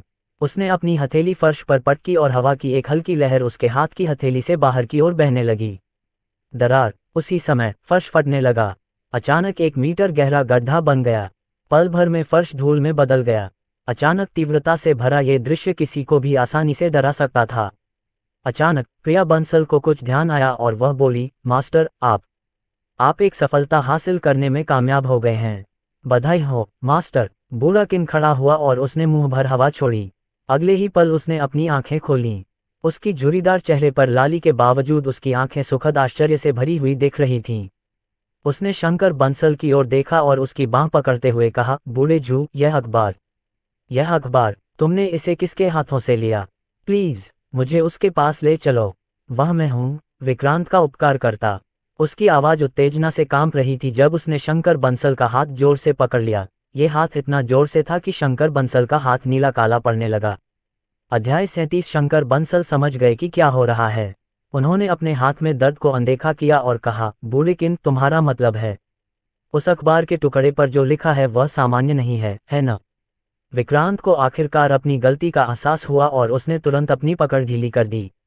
उसने खांसते हुए समझाया, साधारण नहीं, ये सिर्फ असाधारण नहीं है, ये भगवान की भविष्यवाणी है। प्रिया और मैं 7 सूर्य हृदय विधि नामक साधना पद्धति का अभ्यास कर रहे हैं। मुझे ये बचपन में संयोग से मिला था, लेकिन यह एक अधूरी साधना पद्धति थी। इसके बाद मेरी मुलाकात एक ग्रैंड मास्टर पावरहाउस से हुई। मैंने इसे अपनी वर्तमान साधना पद्धति बनाने के लिए, इसे पूर्ण करने में मदद करने के लिए उन पर बहुत सारा पैसा खर्च किया। लेकिन जैसे जैसे मैंने साधना पद्धति का अभ्यास किया, मुझे एक बड़ी समस्या का पता चला। यह इतनी बड़ी थी कि इसने मेरे सभी महत्वपूर्ण अंगों को प्रभावित किया था। जब उन्होंने ये सुना तो शंकर बंसल को सदमा लगा और प्रिया बंसल का चेहरा पीला पड़ गया। पिछले कुछ दिनों से अभ्यास के दौरान उसे असहजता महसूस होने लगी थी, लेकिन उसने इस बारे में बताने की जहमत नहीं उठाई। क्या यह अपूर्ण खेती पद्धति का दुष्परिणाम था? विक्रांत ने प्रिया बंसल की ओर देखा और उसे दिलासा देने की कोशिश की। प्रिया, इसकी चिंता मत करो। तुम अभी भी जवान हो और तुमने अभी तक प्रशिक्षण में इतनी गहराई से प्रवेश नहीं किया है। हृदय पद्धति तुम पर इतना प्रभाव नहीं डालती, लेकिन मेरे लिए ये थोड़ा कष्टप्रद है, क्योंकि मेरे पास केवल 2 ही रास्ते हैं। या तो मैं अभ्यास जारी रखूं और मेरे सभी महत्वपूर्ण अंग थकावट से काम करना बंद कर दें, या इस अभ्यास को छोड़ दूं जिसे मैंने अपने पूरे जीवन में पूर्ण करने की कोशिश की है। शंकर बंसल और प्रिया बंसल ने जितना सुना, वे उतना ही भयभीत होते गए। दोनों को विक्रांत की ताकत का अंदाजा था। भले ही वह अभी ग्रैंड मास्टर नहीं था, लेकिन वह रिवर सिटी के बंसल परिवार का एकमात्र रक्षक था। अगर विक्रांत को कुछ हो गया तो बंसल परिवार पर बहुत बुरा असर पड़ेगा। शंकर बंसल का दिल बेचैन हो उठा। क्या इसका मतलब यह है कि आपने जो सफलता हासिल की है, उसकी वजह से अब आपका शरीर पहले से ज्यादा खतरे में है? यही वह क्षण था जब विक्रांत जोर जोर से हंसने लगा। इसके विपरीत, मेरा शरीर खतरे में नहीं है। इसके बजाय मैं और भी ज्यादा मजबूत हो गया हूँ। क्या? दादा और पोती दोनों और भी उलझन में पड़ गए। विक्रांत ने ध्यान से अखबार को अपने हाथ में पकड़ा और पूछा, जो ग्रैंड मास्टर यह अखबार यहाँ छोड़ गए हैं, वे कहाँ हैं? उन्होंने न केवल 7 सूर्य हृदय विधि को पूर्ण किया, बल्कि उन्होंने 7 सूर्य हृदय विधि के प्रवाह की दिशा भी बदल दी। अगर मैं अभ्यास की इस विधि का पालन करता हूँ, तो मेरी सभी पिछली समस्याएं हल हो जाएंगी। इसके अलावा पूरी चीज की अवधि बहुत कम हो जाएगी। ये भगवान द्वारा लिखी गई भविष्यवाणी की तरह है। एक ग्रैंड मास्टर, ये केवल एक ग्रैंड मास्टर ही कर सकता था। अंत में विक्रांत जोर से चिल्ला रहा था। शंकर बंसल को जब विक्रांत की बात सुनने को मिली तो वे अंदर से चौंक गए। उन्हें मार्शल आर्ट के बारे में बहुत कम जानकारी थी। इससे पहले जब अर्जुन ने प्रिया से डील की थी, तो वह मार्शल आर्ट के ग्रैंड मास्टर की तरह ही दिख रहे थे। विक्रांत से सीधे सुनने के बाद स्थिति बदल गई। सबसे डरावनी बात यह थी कि अर्जुन ने प्रिया बंसल के हमले को देखकर ही 7 सनहॉट विधि के प्रवाह की दिशा और सूत्र का पता लगा लिया था। ये तो अत्यंत अपमानजनक था। प्रिया बंसल भी उतनी ही हैरान थीं। उनके गुरु की अपराजय छवि टूट चुकी थी। उसकी जगह एक अलग और दूर रहने वाले अर्जुन की छवि बन गई थी। हर समय वह सोचती रही थी कि अर्जुन सिर्फ एक कमीना है। हालांकि उसकी नज़र में कमीना बदल गया था और वह अचानक उसका प्रिय आदर्श बन गया था जिसे वह देखती थी। ये कैसे हो सकता है? वह कमीना मार्शल आर्ट का ग्रैंड मास्टर कैसे हो सकता है? हालांकि उन्होंने इसे स्वीकार नहीं किया, लेकिन अर्जुन वह व्यक्ति बन गए थे जिसने उनके पूरे मार्शल आर्ट करियर को प्रभावित किया था। Grand city apartment. अर्जुन ने जैसे ही अपने घर के दरवाजे से कदम रखा, उसे खाने की स्वादिष्ट खुशबू का एहसास हुआ। इसके तुरंत बाद उसने देखा कि सान्या रसोई में काम कर रही थी और उसकी कमर से कूल्हों का अनुपात हिल रहा था। ऐसा फिगर, ऐसा चेहरा और सबसे महत्वपूर्ण बात, दुनिया की सबसे अच्छी रसोइया होना, सबसे अच्छी महिला जिसकी कोई भी कामना कर सकता है। अर्जुन रसोईघर की ओर गया और उसने देखा कि मेज पर स्वादिष्ट व्यंजन सजाए गए थे। वह अब और नहीं रुक सका और चुपके से चॉपस्टिक्स की एक जोड़ी उठाए और 2 निवाले चुरा लिए। हालांकि सान्या, जो सूप पका रही थी, जब उसने उसकी चोरी देखी तो वह तुरंत रसोई से बाहर चली गई। क्या तुम इस आदमी पर यकीन कर सकती हो? वापस आते ही कुछ निवाले चुरा कर खा गई। क्या तुमने खाने का पैसा चुका दिया है? और तुम आज सुबह सुबह कहाँ भाग गई थी? मैं तुम्हें पूरे मोहल्ले में ढूंढने के बाद भी नहीं ढूंढ पाए। अर्जुन ने अपने चॉपस्टिक चाटे और मुस्कुराते हुए कहा, मैं काम में व्यस्त था। आज सुबह मैंने लगभग 100 मिलियन कमाए। सान्या ने अर्जुन की तरफ आंखें घुमाईं। उसे उसके दिखावटी व्यंग्य की आदत हो गई थी। जरूर, जरूर। क्या आपको लगता है कि आप वांग जियानलिन वांग जियानलिन एक चीनी अरबपति व्यवसाय, राजनीतिज्ञ और परोपकारी व्यक्ति हैं, जो इधर उधर लक्ष्य निर्धारित करते हैं?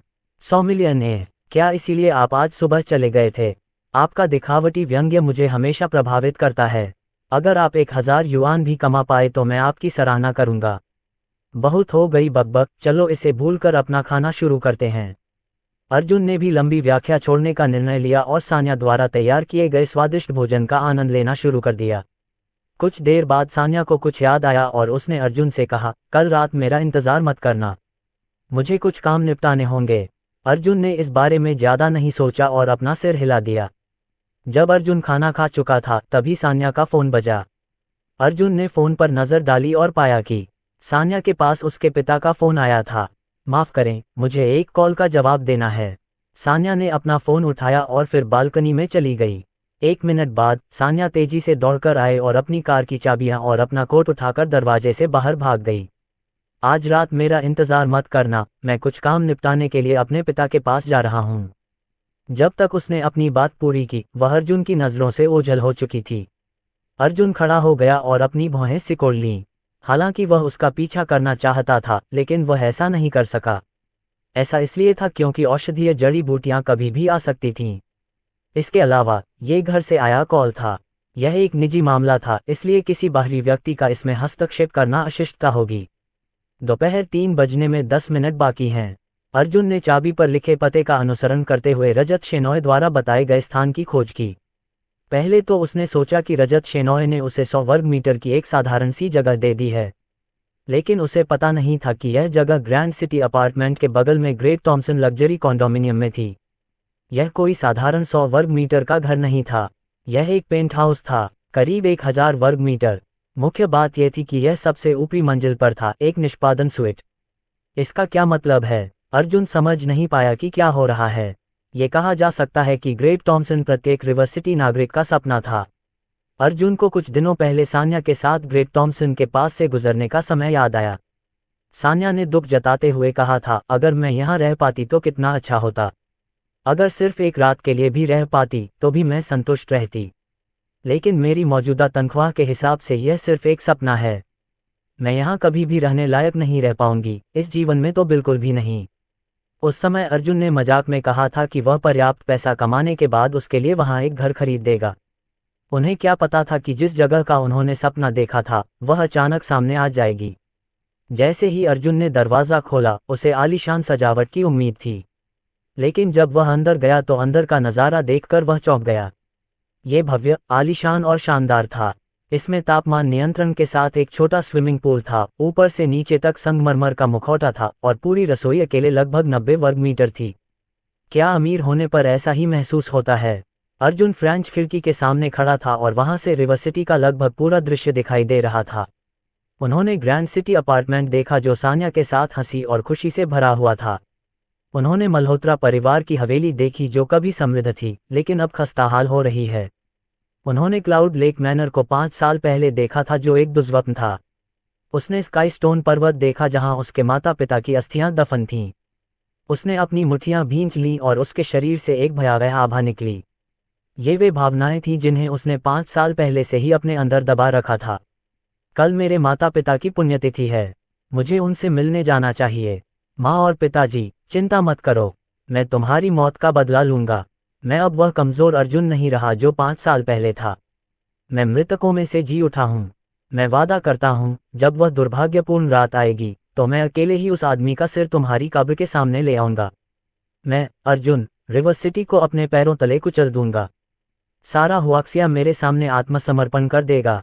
अध्याय 38। 5 मिनट बाद घंटी बजी। अर्जुन को पता था कि औषधीय जड़ी बूटियां आ गई हैं। जैसे ही उसने दरवाजा खोला उसने देखा कि दालान के बाहर कुछ लोग खड़े थे। वे आम कुली नहीं थे बल्कि उनमें से 2 बूढ़े थे जबकि एक जवान महिला थी। उन तीनों ने अपने हाथों में औषधीय जड़ी बूटियों के गुच्छे पकड़ रखे थे और भी बहुत सी जड़ी बूटियां जमीन पर व्यवस्थित ढंग से बिखरी पड़ी थीं। अर्जुन उनमें से 2 को जानता था, वे थे शंकर बंसल और उनकी पोती प्रिया बंसल।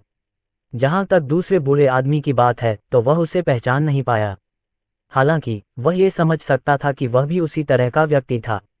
बूढ़े जू, मुझे यह मत बताओ कि वर्चुअस बेनेवोलेंस हॉल एक कर्मचारी को भी यहाँ आने के लिए नहीं भेज सका। तुम लोग इतनी दूर यहाँ क्यों आए? ये चे ने मजाकिया अंदाज में पूछा।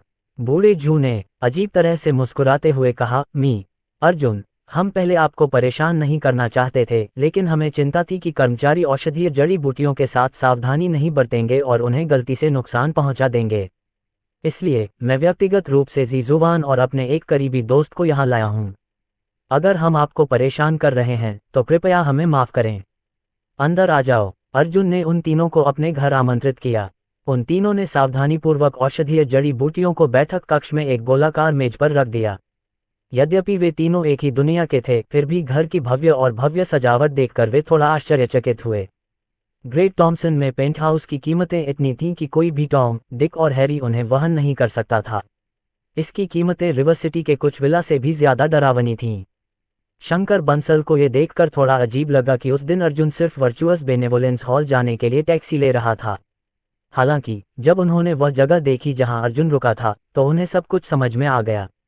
ऐसा लग रहा था जैसे ये युवा ग्रैंड मास्टर एक विनम्र व्यक्ति था। प्रिया बंसल ने घर में कदम रखा और वह थोड़ी हैरान हुई। उसके दिमाग में अर्जुन के कपड़े और एक ऐसा भाव था जो एक गरीब आदमी जैसा था।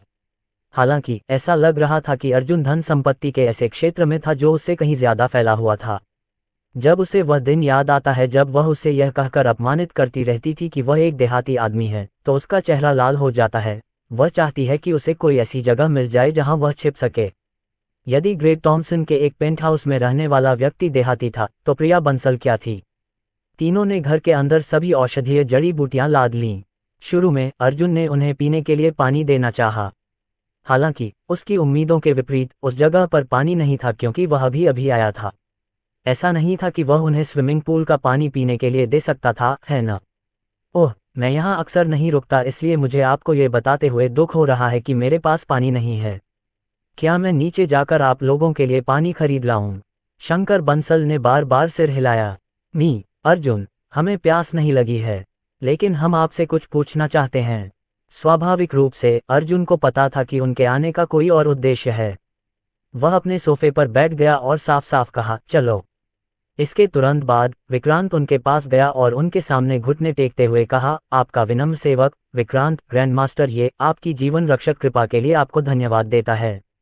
अनुग्रह, जीवन रक्षक कृपा। अर्जुन अवाक रह गया। अपने समय में उसने सिर्फ एक व्यक्ति को बचाया था और वह था रजत शेनॉय। ये बूढ़ा आदमी कहाँ से आ गया? तुम हो, विक्रांत ने जल्दी से समझाया। ग्रैंड मास्टर, ये सच बताऊं तो मैं प्रिया का गुरु हूँ।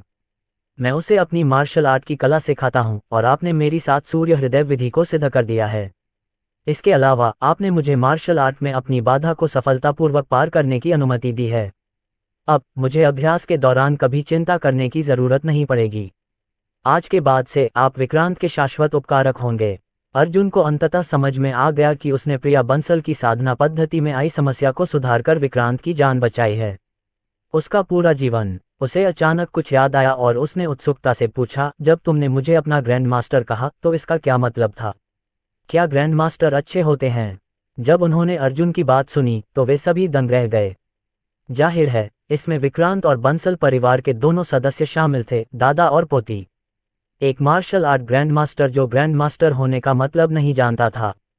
क्या वह एक मार्शल आर्ट पावरहाउस था जो अपने शरीर के बाहर ट्रू क्यूई को नियंत्रित करने में सक्षम था? मार्शल आर्ट की पहली कक्षा में कदम रखने वाले प्रत्येक व्यक्ति को विभिन्न प्रकार के क्षेत्र सिखाए गए थे। यदि उसे मूल बातें समझ में नहीं आती थीं, तो यह अर्जुन इस क्षेत्र में कैसे पहुंचा? जब अर्जुन ने सबके हैरान चेहरे देखे तो उसने जल्दी से समझाया, मैं अभी कुछ देर पहले ही पहाड़ों से नीचे उतरा हूं। इसलिए मैं हुआक्सिया की मार्शल आर्ट शिक्षाओं के वर्गीकरण के बारे में बहुत स्पष्ट नहीं हूं। कृपया मुझे इसके बारे में बताएं। विक्रांत ने गंभीर स्वर में कहा, ग्रैंड मास्टर, ये हुआक्सिया में मार्शल आर्ट सिस्टम इसी तरह से शुरू होता है। जब आप पहली बार मार्शल आर्ट में कदम रखते हैं तो आपको सिखाया जाता है कि दो तरह की ताकत होती है, शारीरिक ताकत और आंतरिक ताकत। आंतरिक ताकत को फिर 3 श्रेणियों में विभाजित किया जाता है, जो छोटी सफलता, बड़ी सफलता और चरम सफलता हैं। उसके बाद आप आधे रास्ते के ट्रांसमिग्रेशन दायरे तक पहुंच जाते हैं और फिर अंत में ग्रैंड मास्टर दायरा होता है। ग्रैंड मास्टर दायरे को कई लोग मार्शल आर्ट पावरहाउस के रूप में देखते हैं। अर्जुन ने अपनी आंखें थोड़ी सिकोड़ लीं। ऐसा लग रहा था कि राज्य व्यवस्था उससे कहीं ज्यादा अलग थी जो उस बूढ़े ने उसे बताई थी। बेशक ये सामान्य था, क्योंकि जिस तरह से वह अपने तरीकों का अभ्यास करता था वह हुआक्सिया के मार्शल आर्ट के तरीकों से अलग था। इसलिए यह अतुलनीय था। बूढ़े बूढ़े ने उसे पहले ही बता दिया था कि सच्चे अभ्यास क्षेत्र के प्रकार संयमित शरीर क्षेत्र, खुली आत्मा क्षेत्र, वायवीय क्षेत्र, सूक्ष्म प्रक्षेपण क्षेत्र, सच्ची आत्मा क्षेत्र और दिव्य टेलीपोर्टेशन क्षेत्र थे। 6 क्षेत्रों से उन्हें 9 स्तरों में विभाजित किया गया था। दिव्य टेलीपोर्टेशन क्षेत्र के बाद कुछ और भी डरावना था। हालांकि अर्जुन अभी तक इतना योग्य नहीं था कि उसे इसके बारे में पता चल सके। उस समय अर्जुन को खुले हुए आत्मा क्षेत्र के 5वें स्तर पर होना था। यदि उसने विक्रांत की बताई बातों का पालन किया होता तो इसका मतलब था कि हुआक्सिया की मार्शल आर्ट में ग्रैंड मास्टर्स खुले आत्मा क्षेत्र और वायवीय क्षेत्र के बीच थे। ऐसा लग रहा था जैसे ग्रैंड मास्टर्स उनकी सोच से कहीं अधिक शक्तिशाली थे। उसे आश्चर्य हुआ कि राजधानी से आया यह आदमी किस क्षेत्र में है। क्या वह ग्रैंड मास्टर थे या वह उससे भी अधिक शक्तिशाली था?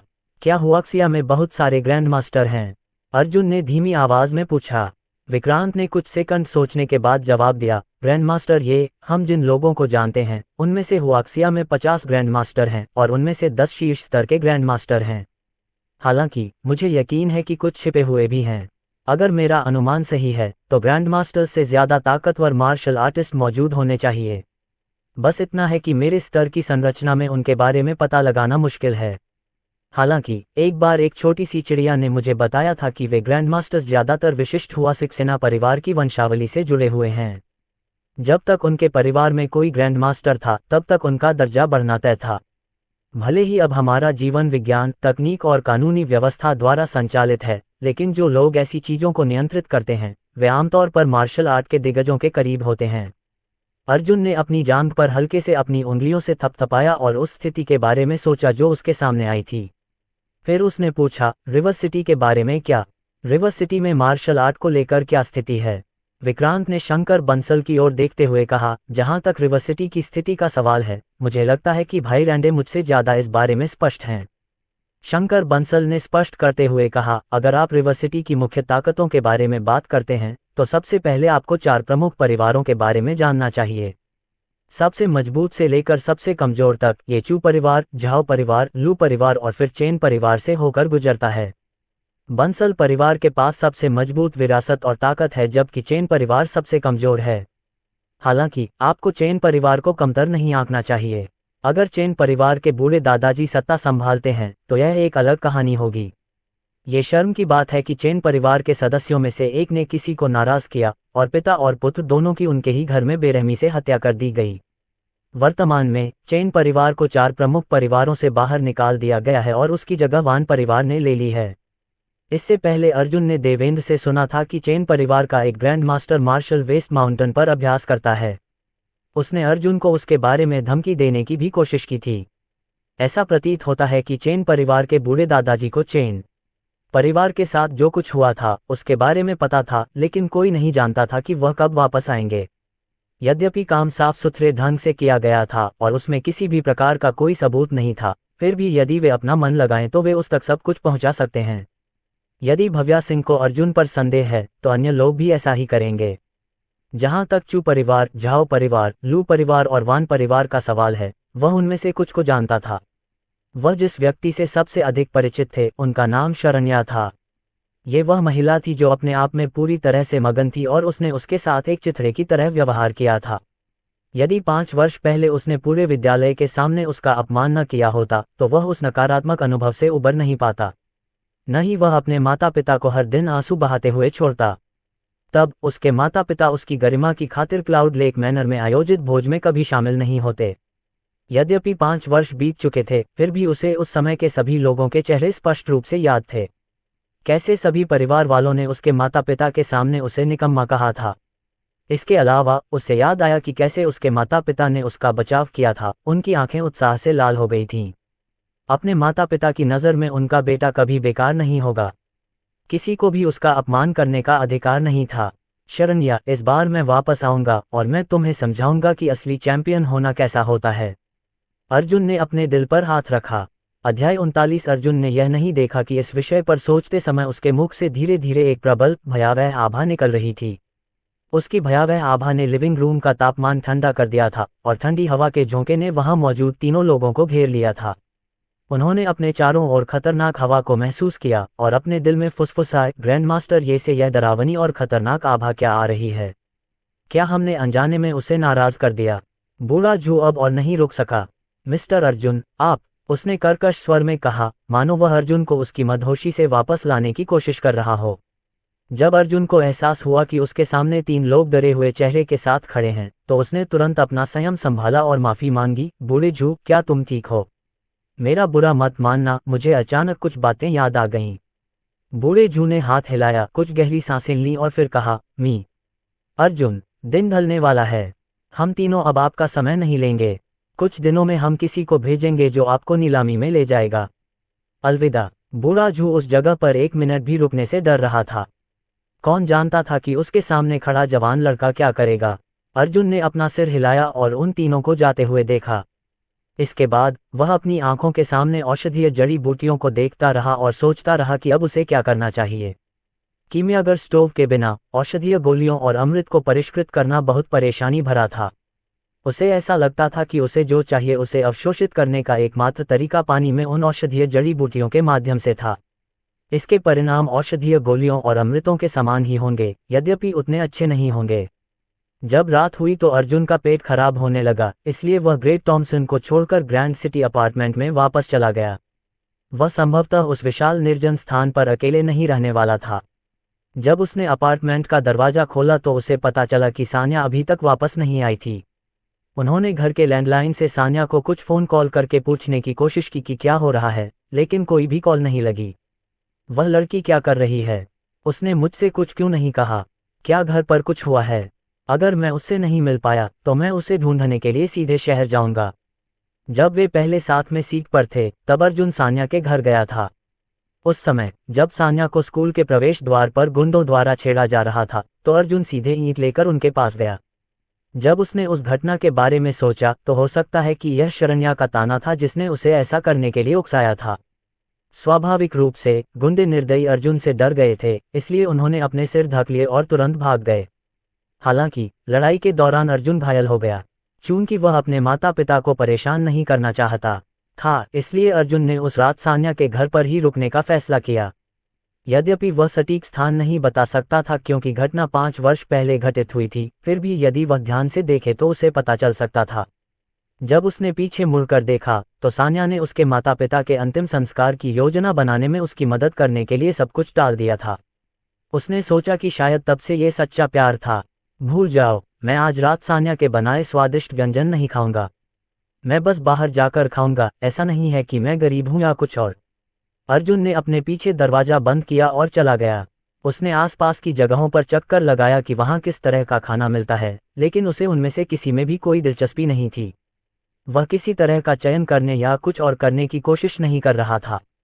हालांकि चूंकि पिछले कुछ दिनों से उसे सान्या के खाने का बहुत शौक था, इसलिए रेस्तरां में दिए गए किसी भी नीरस और उबाऊ विकल्प को पसंद करना मुश्किल था। अचानक उसे कुछ सूझा। उसने टैक्सी पकड़ी और दक्षिण की ओर चल पड़ा। उसे स्पष्ट रूप से याद आया कि जब वह हाई स्कूल में था तो वह अक्सर एक फूड स्टॉल पर जाता था। जब वह वहां के खाने के बारे में सोचता तो वह खुद को रोक नहीं पाता था। चूंकि वह अक्सर वहां जाता था, इसलिए उसकी उस दंपति के बेटे वांग यूहेंग से जान पहचान हो गई। वांग यूहेंग पहले अर्जुन के साथ सहपाठी रह चुका था। जब पूरे स्कूल ने सुना कि अर्जुन बेकार है तो वांग यूहेंग ही एकमात्र व्यक्ति था जिसने उससे दोस्ती जारी रखी। वह उस समय अर्जुन के कुछ मित्रों में से एक थे। जब टैक्सी उस जगह पर पहुंची तो अर्जुन ने खाने का स्टॉल देखकर एक लंबी सांस ली। यह आम बात है कि पहले जो लोग वहां थे उनके चले जाने के बाद भी वहां कोई बदलाव नहीं होता। उसे चिंता थी कि जिस एकमात्र जगह की उसे अब भी परवाह थी, वहां 5 साल बाद कोई नहीं बचा था। जैसे ही अर्जुन फूड स्टॉल के पास पहुंचा, उसे एहसास हुआ कि वांग यूहेंग वहां नहीं था, बल्कि उसके माता पिता वहां थे। उसे समझ नहीं आ रहा था कि आसपास कोई ग्राहक क्यों नहीं था। उसे याद था कि उनका फूड स्टॉल का कारोबार हमेशा फल फूल रहा था और खूब फल फूल रहा था। अर्जुन ने एक टेबल ढूंढी और बैठ गया। उसकी नज़र एक नोटिस पर पड़ी जिस पर लिखा था कि फूड स्टॉल को हटाया जा रहा है और यह उनका आखिरी दिन है। अर्जुन को आश्चर्य ये हुआ कि वे एक पुरानी गली में जा रहे थे।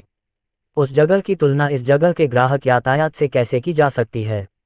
इस जगह पर ग्राहक यातायात वहां से कम 10 गुना ज्यादा है। अर्जुन ने इस बारे में ज्यादा नहीं सोचा और पूछा, अंकल वांग, मैं कुछ खास बीबीक्यू सीख लूंगा। 5 साल पहले अंकल वांग और आंटी झांग हर बार जब वह ऐसा कहता था तो उसके लिए बारबेक्यू स्क्यूअर्स का पहाड़ और स्प्राइट की एक बोतल तैयार कर देते थे। वे अर्जुन की सबसे सुखद यादें थीं। जाहिर है अंकल वांग और आंटी झांग को ऐसे समय में ग्राहकों की उम्मीद नहीं थी। अंकल वांग ने अर्जुन की तरफ देखा लेकिन वह उसे पहचानता नहीं था। आंटी झांग ने इधर उधर देखा जैसे उन्हें किसी बात का डर हो। बेचैनी से वह अर्जुन की ओर बढ़ी और बोली, बच्चे, ओह, आज हम स्टॉल बदलने जा रहे हैं। अब हम लगभग बंद होने वाले हैं, क्यों न तुम कहीं और जाकर खाना खा लो। अर्जुन ने भौहें सिकोड़ते हुए आश्चर्य से पूछा, चाची झांग, अभी तो शाम के सिर्फ 6 बजे हैं। व्यापार तो अब शुरू हो जाना चाहिए। आप लोग जल्दी क्यों बंद कर रहे हैं? हाँ, तुम सही कह रहे हो बेटा, बस कहीं और चले जाओ। अगर तुम सच में हमारा खाना खाना चाहते हो तो तुम अपने कुछ दोस्तों को हमारे नए स्थान पर लाकर हमारा समर्थन कर सकते हो। हम कल खुल रहे हैं और हर चीज़ पर 50% की छूट है, आंटी झांग ने नोटिस की ओर इशारा करते हुए कहा। अर्जुन को एहसास हो गया कि कुछ गड़बड़ है। उसने देखा कि आंटी झांग के चेहरे और हाथों पर कुछ चोटें लगी थीं, ऐसा लग रहा था जैसे किसी ने उन्हें पीटा हो। उसने अंकल वांग की तरफ देखा जो बगल में धूम्रपान कर रहे थे। वे दोनों एक दूसरे से प्यार करते हैं, ये घरेलू हिंसा नहीं हो सकती। जब अंकल वांग ने अर्जुन को अपनी ओर घूरते देखा तो वे बैसाखी के सहारे लंगड़ाते हुए आए। बच्चे, हमसे हाल ही में बहुत पूछताछ की गई है, इसलिए व्यापार धीमा रहा है। मैं तुम्हारे लिए एक सौदा करूंगा। चूंकि तुम सच में कुछ खाना चाहते हो इसलिए मैं तुम्हारे लिए कुछ बना दूंगा, लेकिन तुम्हें उन्हें 5 मिनट के भीतर खत्म करना होगा। हमें वास्तव में जल्दी ही बंद करना होगा। 5 साल हो गए हैं। सच कहूं तो अगर हमें मजबूर न किया जाता तो हम यहाँ से नहीं जाते, अंकल वांग ने हताश होकर कहा। अर्जुन से बात करने के बाद वह मुड़ा और फिर मोबाइल फूड स्टॉल की ओर चला गया। थोड़ी देर बाद अंकल वांग ने अर्जुन को एक ट्रे में कुछ बारबेक्यू स्क्यूअर और साइड डिश परोसे। उन्होंने अर्जुन के लिए ड्रिंक की एक बोतल भी लाकर दी। आप मेरे और मेरी पत्नी के फूड स्टॉल के आखिरी ग्राहक हैं, इसलिए आप ये ले सकते हैं या मुफ्त। ये लीजिए। अर्जुन खाना खाने ही वाला था कि अचानक उसे लगा कि कुछ गड़बड़ है। जब उसने गली के अंत में नजर घुमाई तो उसे एक व्यक्ति दिखा जो खतरनाक मुस्कान के साथ खड़ा था। वे यहाँ हैं। अध्याय 40। अनुवादक एंडलेस फैंटेसी ट्रांसलेशन। संपादक एंडलेस फैंटेसी ट्रांसलेशन। 10 सेकंड बाद अंकल वांग और आंटी झांग ने देखा कि गली के छोर से 7-8 आदमी आ रहे हैं। उन्हें देखते ही उनके चेहरे पीले पड़ गए और वे घबराकर अपनी दुकान बंद करने लगे। बच्चे, मैं तुम्हारे लिए बाकी खाना पैक कर दूंगी, अभी चले जाओ, चले जाओ। आंटी झांग उसकी ओर दौड़ी और धीमे स्वर में बोली। अर्जुन अविचलित रहा। हमें क्यों जाना चाहिए? बच्चे, तुम अभी भी छोटे हो, शायद तुम अभी भी कुछ नियमों को नहीं समझते, लेकिन अगर तुम जल्दी नहीं गए तो इसका अंत अच्छा नहीं होगा। मैं तुमसे विनती कर रहा हूँ। ठीक है। चाची झांग की आवाज़ कांपने लगी। अर्जुन उत्तर देने ही वाला था कि उसके कान के पास एक जोरदार आवाज़ गूंजी। उसने जल्दी से अपना सिर घुमाया और देखा कि काले रंग की सिंगलेट पहने हुए लोग पहले से ही खाने के स्टॉल पर मौजूद थे। समूह का नेतृत्व कर रहे गंजे आदमी ने, जिसके गले में सोने की चेन थी, अर्जुन के बगल की मेज को भी पलट दिया था, जिससे उस पर रखी सारी चीजें फर्श पर बिखर गई थीं। उसने उस जगह को गंदा कर दिया था। यो, ओल्ड वांग, बुरा नहीं है। ऐसा लगता है कि अभी भी इतने बहादुर ग्राहक हैं जो यहाँ आने के लिए तैयार हैं। गंजे आदमी ने एक स्टूल ढूंढा और बैठ गया। उसने दीवार पर लगे नोटिस पर नजर डाली जिसमें स्टॉल के स्थान परिवर्तन का विवरण था। यो, आज आखिरी दिन है न? कल स्थान परिवर्तन। तुम पुरानी सड़क पर क्यों जा रहे हो? क्या तुम्हें यकीन है कि तुम वहां से गुजरने वाले कम लोगों से पर्याप्त पैसे कमा सकते हो? अंकल वांग के चेहरे पर एक गहरी मुस्कान आ गई जब उन्होंने गंजे आदमी की तरफ देखा। फिर उन्होंने माफी मांगते हुए मुस्कुराते हुए कहा, मास्टर हु, आप एक सज्जन व्यक्ति हैं, कृपया मैं आपसे विनती करता हूं, अब मेरे छोटे से काम में बाधा न डालें। उसके बोलने के बाद अंकल वांग ने कैबिनेट से सारे पैसे निकाले और मुस्कुराते हुए सावधानी से गंजे आदमी को थमा दिए। मास्टर हूँ, यह मेरी सारी कमाई है जो मैंने इन कुछ दिनों में कमाई है। मैं ये सब सम्मानपूर्वक आपको देता हूँ। आप देखिए। थप्पड़। गंजे आदमी, मास्टर हूँ ने पैसों पर अपनी नज़र घुमाई और अंकल वांग के चेहरे पर जोरदार थप्पड़ मारा। मैं इस पैसे का क्या करूं? मैंने तुम लोगों से कहा है कि तुम 50,000 अपनी सुरक्षा फीस के तौर पर तैयार रखो। क्या ये वाकई इतना मुश्किल है? क्या तुम सच में सोचते हो कि घर बदलने से तुम मुझसे बच जाओगे? सपने देखते रहो। क्या तुम शर्त लगाना चाहते हो कि मैं कल तुम्हारे नए घर की खिड़कियां तोड़ दूंगा? इस दर पर तुम अपना स्टॉल नहीं खोल पाओगे। जब उसने ये सुना तो अंकल वांग का चेहरा तुरंत सफ़ेद हो गया। उसने सोचा था कि अपने स्टॉल का स्थान बदलने से भविष्य में उसकी आंखों के सामने हुई ऐसी घटना को फिर से होने से रोका जा सकेगा। लेकिन ये पता चला कि ये खून चूसने वाले उन पर लट्टू हो गए थे। वे तो बस एक छोटा सा व्यवसाय चला रहे थे। उनके लिए इतना पैसा कमाना असंभव था। आंटी झांग इतनी डरी हुई थीं कि सिर से पैर तक कांप रही थीं। एक महिला होने के नाते उन्हें लगा कि इन लोगों के खिलाफ खड़ा होना उनके लिए बिल्कुल बेकार है। वे उन्हें जान से मारने की धमकी दे रहे थे। मास्टर हू ने जमीन पर पड़े पैसे को देखा और उस पर थूक दिया। उन्होंने आदेश दिया, मैं कल इसी समय वापस आऊंगा। मुझे $50,000 मिलने की उम्मीद है और आपका व्यवसाय फिर से अपनी तेजी पर लौट सकता है। अगर नहीं तो मैं वादा करता हूं कि मैं आपके द्वारा खोले गए हर नए स्टॉल को ढूंढकर उसे खराब कर दूंगा। जब उनका काम पूरा हो गया तो मास्टर हू ने हवा में हाथ हिलाकर बाहर की ओर इशारा किया। इससे पहले कि वह एक और कदम बढ़ा पाता, उसके पीछे से एक ठंडी आवाज आई, क्या मैंने कहा था कि तुम जा सकते हो? मास्टर हू वहीं रुक गए और उनका शरीर अकड़ गया। उन्होंने पलटकर अर्जुन को देखा जो बारबेक्यू स्क्यूअर्स खाने में मशगूल था। वह हंसते हुए मुड़ा और अर्जुन के ठीक सामने बैठ गया। उसने पूछा, बेटा क्या तुम मुझसे बात कर रहे थे? अर्जुन ने चॉपस्टिक से कुछ सब्जियां उठाईं और उनका स्वाद लेने लगा। कुछ सेकंड बाद उसने मास्टर हू की तरफ देखा और कहा, अगर मैं आपसे बात नहीं कर रहा था तो क्या मैं किसी कुत्ते से बात कर रहा था? उसके शब्दों से न केवल गुर्गे दंग रह गए, बल्कि चाचा वांग और चाची झांग इतने घबरा गए कि उनके चेहरे सफ़ेद पड़ गए। इस बच्चे में ये बातें कहने की बहुत हिम्मत थी। क्या वह स्थिति के खतरे से इतना बेखबर था? मास्टर हू इस जिले के बॉस थे। उनके अधीन 10 या उससे ज़्यादा गुर्गे थे। क्या उन्हें पता था कि उनमें से कितने को उनके साधनों के अनुसार अपना दिन गुजारना पड़ता है? वे उन्हें अकेला छोड़ने ही वाले थे कि उन्होंने मास्टर हू को गाली देते हुए कहा कि वे कुत्ते हैं। ये बच्चा संभवतः बहुत ही मंदबुद्धि है। उसने मास्टर हू की उपस्थिति में खिलवाड़ करने का साहस किया था।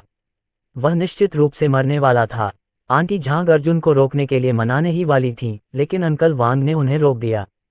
तुम, एक महिला, इस बारे में क्या कर सकती हो? इस बच्चे को उसने जो गंदगी फैलाई है उसे साफ करने दो। जो तुम ठीक नहीं कर सकती उसे ठीक करने की कोशिश मत करो। उसने मास्टर हू को नाराज कर दिया है। अब हम कुछ नहीं कर सकते। क्या तुम नहीं देख सकती कि यहाँ कितने लोगों ने ये सब देखा है? चाची झांग ने उन 7 या 8 गुंडों को देखा जो अपने सामने के दृश्य को गौर से देख रहे थे, लेकिन उन्होंने चुप्पी साध ली। अब उन्हें क्या कहना था इससे कोई फर्क नहीं पड़ता। वे तो बस साधारण लोग थे। वे इन तर्कहीन लोगों का सामना कैसे कर सकते थे? उस समय मास्टर हू का चेहरा ठीक नहीं लग रहा था। वैसे भी वह इस जिले के नेता थे और किसी ने कभी उनका इस तरह से अपमान नहीं किया था, खासकर उनके सामने तो बिल्कुल नहीं। ये युवा लड़का मुसीबत की तलाश में था। बच्चे, मुझे परवाह नहीं कि तुम कहाँ से हो, लेकिन खड़े हो जाओ और अपने घुटनों पर बैठो। मेरे लिए 10 बार झुको, नहीं तो मैं तुम्हारा हाथ तोड़ दूंगा। मास्टर हू ने उसे चेतावनी दी। उन्होंने रिवर्सिटी के मार्शल आर्ट स्कूल से स्नातक की उपाधि प्राप्त की थी, इसलिए लड़ाई के समय कोई भी उनसे मुकाबला करने की हिम्मत नहीं जुटा पाया था। अर्जुन ने सुंदर आकाश के नीचे अपने पे से एक घूंट लिया, मानो उसने कुछ सुना ही न हो। मास्टर हू क्रोधित हो गए। इतने सालों में किसी ने भी उनका इस तरह से अपमान नहीं किया था। माफिया। मास्टर हू ने अर्जुन के गाल पर अपनी हथेली घुमाई। वह उसे थप्पड़ मारकर उसकी अचेत कर देना चाहता था। जब उसकी हथेली अर्जुन के गाल को छूने ही वाली थी, अर्जुन ने अपनी हथेली मेज पर पटक दी। फिर चॉपस्टिक्स का एक जोड़ा हवा में उछल गया। उसने अपने दाहिने हाथ में चॉपस्टिक को कसकर पकड़ लिया और तुरंत मुड़ गया। चॉपस्टिक एक ही बार में मास्टर हू की हथेली में घुस गई। वे उसकी हथेली में घुस गए। घाव से तुरंत ही खून बहने लगा। मास्टर हू की प्रतिक्रिया की प्रतीक्षा किए बिना अर्जुन ने अपनी कोहनी दबाई और एक आवाज सुनाई दी, डिंग। उसने मास्टर हू के हाथ को चॉपस्टिक से बेरहमी से मेज पर ठोंक दिया था। मास्टर हू दर्द से चिल्लाए। उसने अपना हाथ छुड़ाने के लिए बहुत कोशिश की, लेकिन चॉपस्टिक्स ने उसे इतनी मजबूती से जकड़ रखा था कि अगर वह अपनी हथेली को ऐसे ही बाहर खींचता तो उसे और अधिक दर्द होता। कुत्ते के बच्चे। मास्टर हू का दूसरा हाथ मुट्ठी में बंधा हुआ था और सीधे अर्जुन की ओर बढ़ रहा था। अर्जुन ने झुकने की कोई कोशिश किए बिना ठंडी सांस ली, लेकिन मुक्का उसकी मुट्ठी से टकरा गया था। क्रैक। दोनों मुट्ठियां आपस में टकराईं। मास्टर हू की दूसरी भुजा का आकार तुरंत खराब हो गया। उसकी हड्डियां टूट गईं। मास्टर हू को इतना दर्द हो रहा था कि उनकी गर्दन की नसें फट गईं। उनकी आंखें लाल हो गईं। वह दर्द से चीखने ही वाला था कि अर्जुन ने उसे चुप कराने के लिए धीरे से उसका हाथ उठाया। उसने उसके चेहरे पर एक जोरदार वार किया। धमाका। मास्टर हु का चेहरा सीधे टेबल पर पटक दिया गया। ये सब इतनी सहजता से हुआ था। ऐसा लग रहा था जैसे अर्जुन कोई कलात्मक प्रदर्शन कर रहा हो। मुझे तेज आवाजें पसंद नहीं। अर्जुन की आवाज बहुत ठंडी लग रही थी। जब उन्होंने उसे बोलते सुना तो मास्टर हु इतने दंग रह गए कि उनका पूरा शरीर कांप उठा। इसी क्षण उसे एहसास हुआ कि वह मुश्किल में फंस गया है। एक अभ्यासरत मार्शल कलाकार, वह अवश्य ही कोई अभ्यासरत मार्शल कलाकार होगा। जिस तरह से उसने हमला किया उससे उसे पता चल गया कि अर्जुन की ताकत उससे कहीं ज्यादा थी। समस्या ये थी कि उसके पास जवाबी हमला करने का कोई मौका नहीं था। अर्जुन के पलटवार करने के तरीके ने पूरी भीड़ को चकित कर दिया था। यद्यपि वे युद्ध कला के बारे में अधिक नहीं जानते थे, फिर भी वे अर्जुन के युद्ध कौशल से यह बता सकते थे कि उसके साथ खिलवाड़ नहीं किया जा सकता। मास्टर हु ने देखा कि कोई भी उसका बचाव नहीं कर रहा था। वह चिल्लाया, तुम किसका इंतजार कर रहे हो? आओ और इस कुतिया को मार डालो। तभी गुंडे अचानक जाग गए और खाली बियर की बोतलें लेकर उसके पास दौड़े। अचानक एक आवाज आई जो ठंडी आवाज में बोली, जो कोई भी एक कदम उठाने की हिम्मत करता है वह मर जाता है। अर्जुन ने यह बात तथ्यात्मक लहजे में कही। उसमें कोई भावना नहीं थी। जब गुंडों ने उसकी बात सुनी तो उनमें से किसी की भी हिम्मत नहीं हुई कि वे अपनी एक भी मांसपेशी हिलाएं और वहीं जम गए। उसकी आवाज में किसी जादू जैसा कुछ था। वे जानते थे कि यदि उन्होंने एक कदम भी आगे बढ़ाया तो उनकी मृत्यु हो जाएगी। उस आदमी में सचमुच मारने की हिम्मत थी। अध्याय 41। अनुवादक एंडलेस फैंटेसी ट्रांसलेशन। संपादक endless fantasy translation. Master who क्रोध से आग बबूला हो गए जब उन्होंने देखा कि उनके किसी भी गुर्गे ने हिलने की हिम्मत नहीं की। लाखों वर्षों में भी उसने कभी नहीं सोचा था कि एक वाक्य इन बेकार कूड़े के समूह को डरा देगा। क्या ये लोग अंधे हैं? इनमें से सिर्फ एक ही है। इससे कोई फर्क नहीं पड़ता कि उसने मार्शल आर्ट का अभ्यास किया है। बहुत सारी मार्शल आर्ट हैं। इसमें डरने की क्या बात है? उस समय उसे अपनी हथेली पर खून की धार बहती हुई साफ महसूस हो रही थी। अगर वह उसे ऐसे ही छोड़ देता तो शायद उसका पूरा हाथ ही खत्म हो जाता। उसने अर्जुन की ओर देखा और कहा, ये लड़का वहां है। तुमने इतनी ताकत से हमला किया। क्या तुम्हें नहीं लगता कि मेरे दोनों हाथों को इस तरह से अक्षम करना थोड़ा ज्यादा है? मैंने लिनहू ने तुम्हें नाराज करने के लिए कुछ नहीं किया। अर्जुन ने लिनहू की बात अनसुनी कर दी और उठकर अपनी जेब से सिगरेट निकाली। उसने आराम से उसे जलाया। वह किसी और के जीवन और मृत्यु के प्रति पूरी तरह उदासीन था। क्या सब खत्म हो गया? मुझे कुछ भी महसूस क्यों नहीं हुआ? अर्जुन ने आखिरकार कहा। लिनहू की आंखों में क्रूरता के भाव झलक रहे थे और उसकी आवाज में ठंडक थी। ऐसा मत सोचो कि मुझे नहीं पता कि क्या हो रहा है। तुम ये सब इसलिए कर रहे हो ताकि तुम इस जोड़े से सुरक्षा शुल्क ले सको।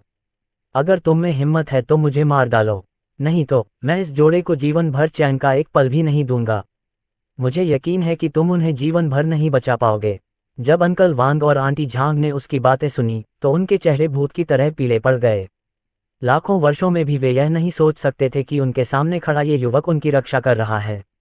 हालांकि उनके पास इस बात पर भरोसा करने के अलावा कोई विकल्प नहीं था कि वह युवक उन्हें बचाने के लिए अपनी जान जोखिम में डालेगा। अर्जुन ने सिगरेट को उसके मुंह से निकाला और लिनहू के चेहरे पर धीरे से उसकी जलती हुई नोक दबाते हुए कहा, तुम्हें पूरा भरोसा है ना? तुम्हें इतना यकीन कैसे है कि मैं तुम्हें नहीं मारूंगा? भले ही लिनहू को बहुत शर्मिंदगी महसूस हो रही थी, लेकिन वह बस इतना ही कर सकता था कि वह इसे बर्दाश्त कर सके। उस पल उसके पास कोई रास्ता नहीं था जिससे वह आगे बढ़ सके। चलो बकवास बंद करो। अगर हिम्मत है तो मुझे मार डालो। बस इतना जान लो कि बाद में पछताओगे। लिनहू ने उस क्षण अपनी अदम्य बहादुरी दिखाई। पिछले कुछ वर्षों से वह आग से इतना खेल रहा था कि वह उस बच्चे से नहीं डरता था जिसके बाल कभी उगे ही नहीं थे। अर्जुन ठंडी हंसी हंसा, तुम्हें मार डालूं? क्या तुम्हें लगता है कि तुम इसके लायक हो? मैं तुम्हारे लिए अपने हाथ गंदे नहीं करूंगा। फिर भी तुम्हारे जैसे कमीने को जिंदा रखना तुम्हें मरने से ज्यादा बेहतर है। अगले ही पल अर्जुन की बांह की एक लहर के साथ टूथपिक का डिब्बा मेज से ऊपर उड़ गया और अनगिनत टूथपिक हवा में लटक गईं। अर्जुन की उंगलियों ने हवा से एक टूथपिक उठाए और उसे लिनहू के एक्यूपंक्चर बिंदु में चुभो दिया। दूसरा भी तोड़ लिया गया। फिर तीसरा। लिनहू के शरीर में 5 टूथपिक बड़े करीने से चुभो दी गईं। इससे जो तस्वीर सामने आई वह बहुत डरावनी थी। इसके बाद टूथपिक वाला डिब्बा नीचे गिर गया और सब कुछ पहले जैसा हो गया। अर्जुन ने कहा, यदि तुम मुझसे दया की भीख मांगे बिना 10 सेकंड तक ये सब सहन कर सको तो मैं तुम्हें जाने दूंगा। लिनहू ने ठंडी सांस ली। उसे लगा जैसे उसकी त्वचा में कुछ चुभ रहा है, लेकिन क्या हुआ? जब उसके हाथ चॉपस्टिक से टेबल पर ठोके गए तो उसने अपनी भौहें नहीं सिकुड़ीं। ये छोटे टूथपिक उसके लिए कोई समस्या नहीं होनी चाहिए। बच्चे, चलो 10 सेकंड के बारे में बात नहीं करते। भले ही लिनहू ने अपनी बात पूरी भी नहीं की थी कि उस पर दर्द की एक लहर छा गई। ऐसा लगा जैसे हजारों चींटियों ने एक साथ उसके शरीर को काट लिया हो। ऐसा महसूस हुआ जैसे दर्द 100 गुना बढ़ गया हो। वह इस तरह का दर्द सहने के बजाय मरना पसंद करेगा। उसके शरीर की हर इंच की नसें उभर आईं और उसके मुंह के कोने से सफ़ेद झाग निकलने लगा। उसका पूरा शरीर कांप रहा था। तभी उसे एहसास हुआ कि उसकी आंखों के सामने खड़ा वह युवक कितना डरावना था। कम से कम इतना तो कहा ही जा सकता है कि वह शैतान था। एक शैतान जो नरक की गहराइयों से आया था। 1, 2, अर्जुन ने अभी 3 तक गिनती भी नहीं की थी कि लिनहू चिल्लाया, मुझे जाने दो। मैं तुमसे विनती करता हूँ, मुझे जाने दो। अर्जुन अविचलित रहा और उसे निर्मम दृष्टि से देखता रहा। वह कोई मदर मैरी नहीं थे, कुछ लोग दया के पात्र नहीं थे। तुम अपने आप को मर्द कहते हो जब तुम 2 सेकंड के लिए भी दर्द बर्दाश्त नहीं कर सकते। कृपया, मैं आपसे विनती करता हूँ, मुझे जाने दीजिए। लिनहू की आंखों में केवल भय भरा था। अब वह सचमुच बहुत डर गया था। वह अपने जीवन में इस तरह का दर्द फिर कभी नहीं झेलना चाहता था। जीवित रहना मरने से बेहतर था। लिनहू के लगातार विनती करने के बावजूद अर्जुन 1 इंच भी नहीं हिला। वह कोई मदर मैरी नहीं था। उन 5 सालों में उसने वह नियम समझ लिया था जिससे दुनिया चलती है, कमजोर शिकार शक्तिशाली लोगों के लिए अच्छा भोजन होते हैं। अपने दुश्मनों को छोड़ने का मतलब था खुद को चोट पहुंचाना। यद्यपि उसकी आंखों के सामने ये लिनहू शक्तिशाली कहलाने के योग्य नहीं था, फिर भी वह उसकी सहानुभूति का पात्र भी नहीं था। छठे सेकंड में लिनहू अपनी दर्द सहन करने की सीमा तक पहुंच गया था। वह जीवन और मृत्यु के बीच झूल रहा था। अर्जुन ने सोचा कि अब समय आ गया है। वह अंकल वांग और आंटी झांग के लिए और अधिक परेशानी खड़ी नहीं करना चाहता था। कहीं ऐसा न हो कि ईमानदार दंपति को अनिवार्य रूप से दुर्स्वप्न में जीना पड़े। उसका हाथ खिसक गया और क्यूई का एक झोंका लिनहू की ओर बह निकला। टूथपिक्स उड़ गए जैसे कि वे सचेत थे और दीवार में खुद को ठोंक लिया, अभी भी प्रभाव से थोड़ा कांप रहे थे। गुंडे जो कुछ उन्होंने देखा उससे सभी भयभीत हो गए। आखिर यह ऐसा क्यों लग रहा है जैसे ये किसी मार्शल आर्ट उपन्यास से निकला हो। उन्होंने युवक को हाथ हिलाते हुए नहीं देखा तो टूथपिक कैसे उड़ गई। इससे पहले कि वे कुछ कह पाते, अर्जुन की आवाज़ उनके कानों में गड़गड़ाहट की तरह गूंजी, उसे ले जाओ और जाओ। आज के बाद रिवर सिटी में अपनी शक्ल दिखाने की हिम्मत मत करना। उसके मुंह से ये शब्द निकलते ही गुंडे कांपते हुए पैरों से लिनहू की तरफ बढ़े। उन्होंने अपनी आंखों के कोने से अर्जुन को देखा और देखा कि वह पत्थर की तरह स्थिर खड़ा था। फिर उन्होंने लिनहू को अपने कंधों पर उठा लिया और जितनी जल्दी हो सके भाग गए। वे डरे हुए थे, सचमुच डरे हुए। उनकी आंखों के सामने वह युवक नरक से निकले अधोलोक जैसा था। सबके चले जाने के बाद अर्जुन ने अपनी दुष्ट आभा वापस ली और जोड़े को मुस्कुराकर देखा। उसने एक कागज के तौलिए से मेज पर लगे खून के धब्बे भी पोंछे। उसने माफी मांगते हुए कहा, अंकल वांग, आपकी मेज तोड़ने के लिए मुझे बहुत खेद है। बोलिए, क्या मैं इसकी भरपाई एक और मेज से कर सकता हूँ? दूर से अर्जुन को घूरता हुआ आदमी पहले तो डर गया, लेकिन धीरे धीरे यह आश्चर्य में बदल गया। अंत में वह वास्तव में खुश हो गया। ऐसा इसलिए क्योंकि उसने सुना था कि वह युवक अपना नाम अर्जुन कहता है। अर्जुन जो 5 साल पहले बिना किसी सुराग के गायब हो गया था। आप हैं, आप आहचेन हैं, क्या आप वापस आ गए हैं? अर्जुन मुस्कुराया और उस आदमी की ओर सिर हिलाया। आंटी झांग अभी भी अनजान थीं। आहचेन कौन है? तुम किस बारे में बात कर रहे हो? अंकल वांग अर्जुन की ओर दौड़े और उसकी छाती पर मुक्का मारा। उन्होंने अपनी पत्नी को समझाया, ये बच्चा 5 साल पहले लापता हुआ आहचेन है। बच्चे, तुम इतने लंबे कब हो गए? और इतने मजबूत? तुम्हारे इतने बड़े बदलाव के कारण मैं तुम्हें पहचान नहीं पाया। आंटी झांग को आखिरकार याद आया कि वह कौन था और उसने आश्चर्य से अपना मुंह ढक लिया। उसने कहा, आहचेन, तुम कहाँ चले गए? 5 साल पहले हम तुम्हारे स्कूल में तुम्हारे बारे में पूछने गए थे, लेकिन तुम्हारे प्रिंसिपल ने कहा कि तुम दूसरे स्कूल में चले गए हो। तुमने बिना किसी सूचना के ऐसा क्यों किया? और तुमने इतनी अच्छी तरह से लड़ना कहाँ से सीखा? क्या तुम सेना में भर्ती हुए थे? अर्जुन ने सिर हिलाया। हाँ, मैं कुछ सालों तक सेना में था। मैं लिनहू जैसे कम से कम 10 बदमाशों को हरा सकता हूँ। आंटी झांग, अगर यह आदमी फिर से आकर आप लोगों को परेशान करे तो बस मुझे बताए और मैं उसे ऐसा सबक सिखाऊंगा कि उसे जिंदगी भर पछताना पड़ेगा। मूर्ख बच्चे, जब तुम सेना में भर्ती होते हो तो तुम्हें देश की रक्षा करनी होती है, अपनी आंटी झांग की नहीं। अर्जुन रात के 9 बजे तक उन दोनों के साथ बातें करता रहा। इस दौरान अंकल वांग ने कुछ और व्यंजन बनाए और अर्जुन के साथ आनंद लेने के लिए बियर की कुछ बोतलें खोलीं। उन दोनों से पूछे गए ज्यादातर सवाल पिछले 5 सालों में हुई घटनाओं के बारे में थे। अर्जुन ने ज्यादा कुछ नहीं बताया, उसने सिर्फ इतना बताया कि वह कुछ सालों से सेना में था और हाल ही में छुट्टी मिली है। वह अच्छी तरह जानता था कि यदि वह उन दोनों को बता भी दे कि वह साधना प्रशिक्षण यात्रा पर निकला है, तो भी दंपति कभी विश्वास नहीं करेंगे। जब वह जाने वाला था तो अंकल वांग ने अर्जुन को अगले दिन नए स्टॉल के उद्घाटन में शामिल होने के लिए उत्साहपूर्वक आमंत्रित किया और उसे अच्छे समय का वादा किया। उन्होंने कहा कि चाहे अर्जुन कितने भी दोस्तों को साथ लाए, वे खाने पीने पर 90% छूट का आनंद ले पाएंगे और पेय पदार्थ मुफ्त होंगे। अर्जुन को याद आया कि उसने रजत शेनॉय से कल मिलने के लिए कोई जगह तय नहीं की थी। अगर ऐसा था तो वह अंकल वांग के नए स्टॉल को ही अपनी मुलाकात के लिए चुन सकता था और कुछ ग्राहक लाकर दंपति की मदद कर सकता था। अंत में वह अंकल झांग के निमंत्रण पर सहमत हो गया।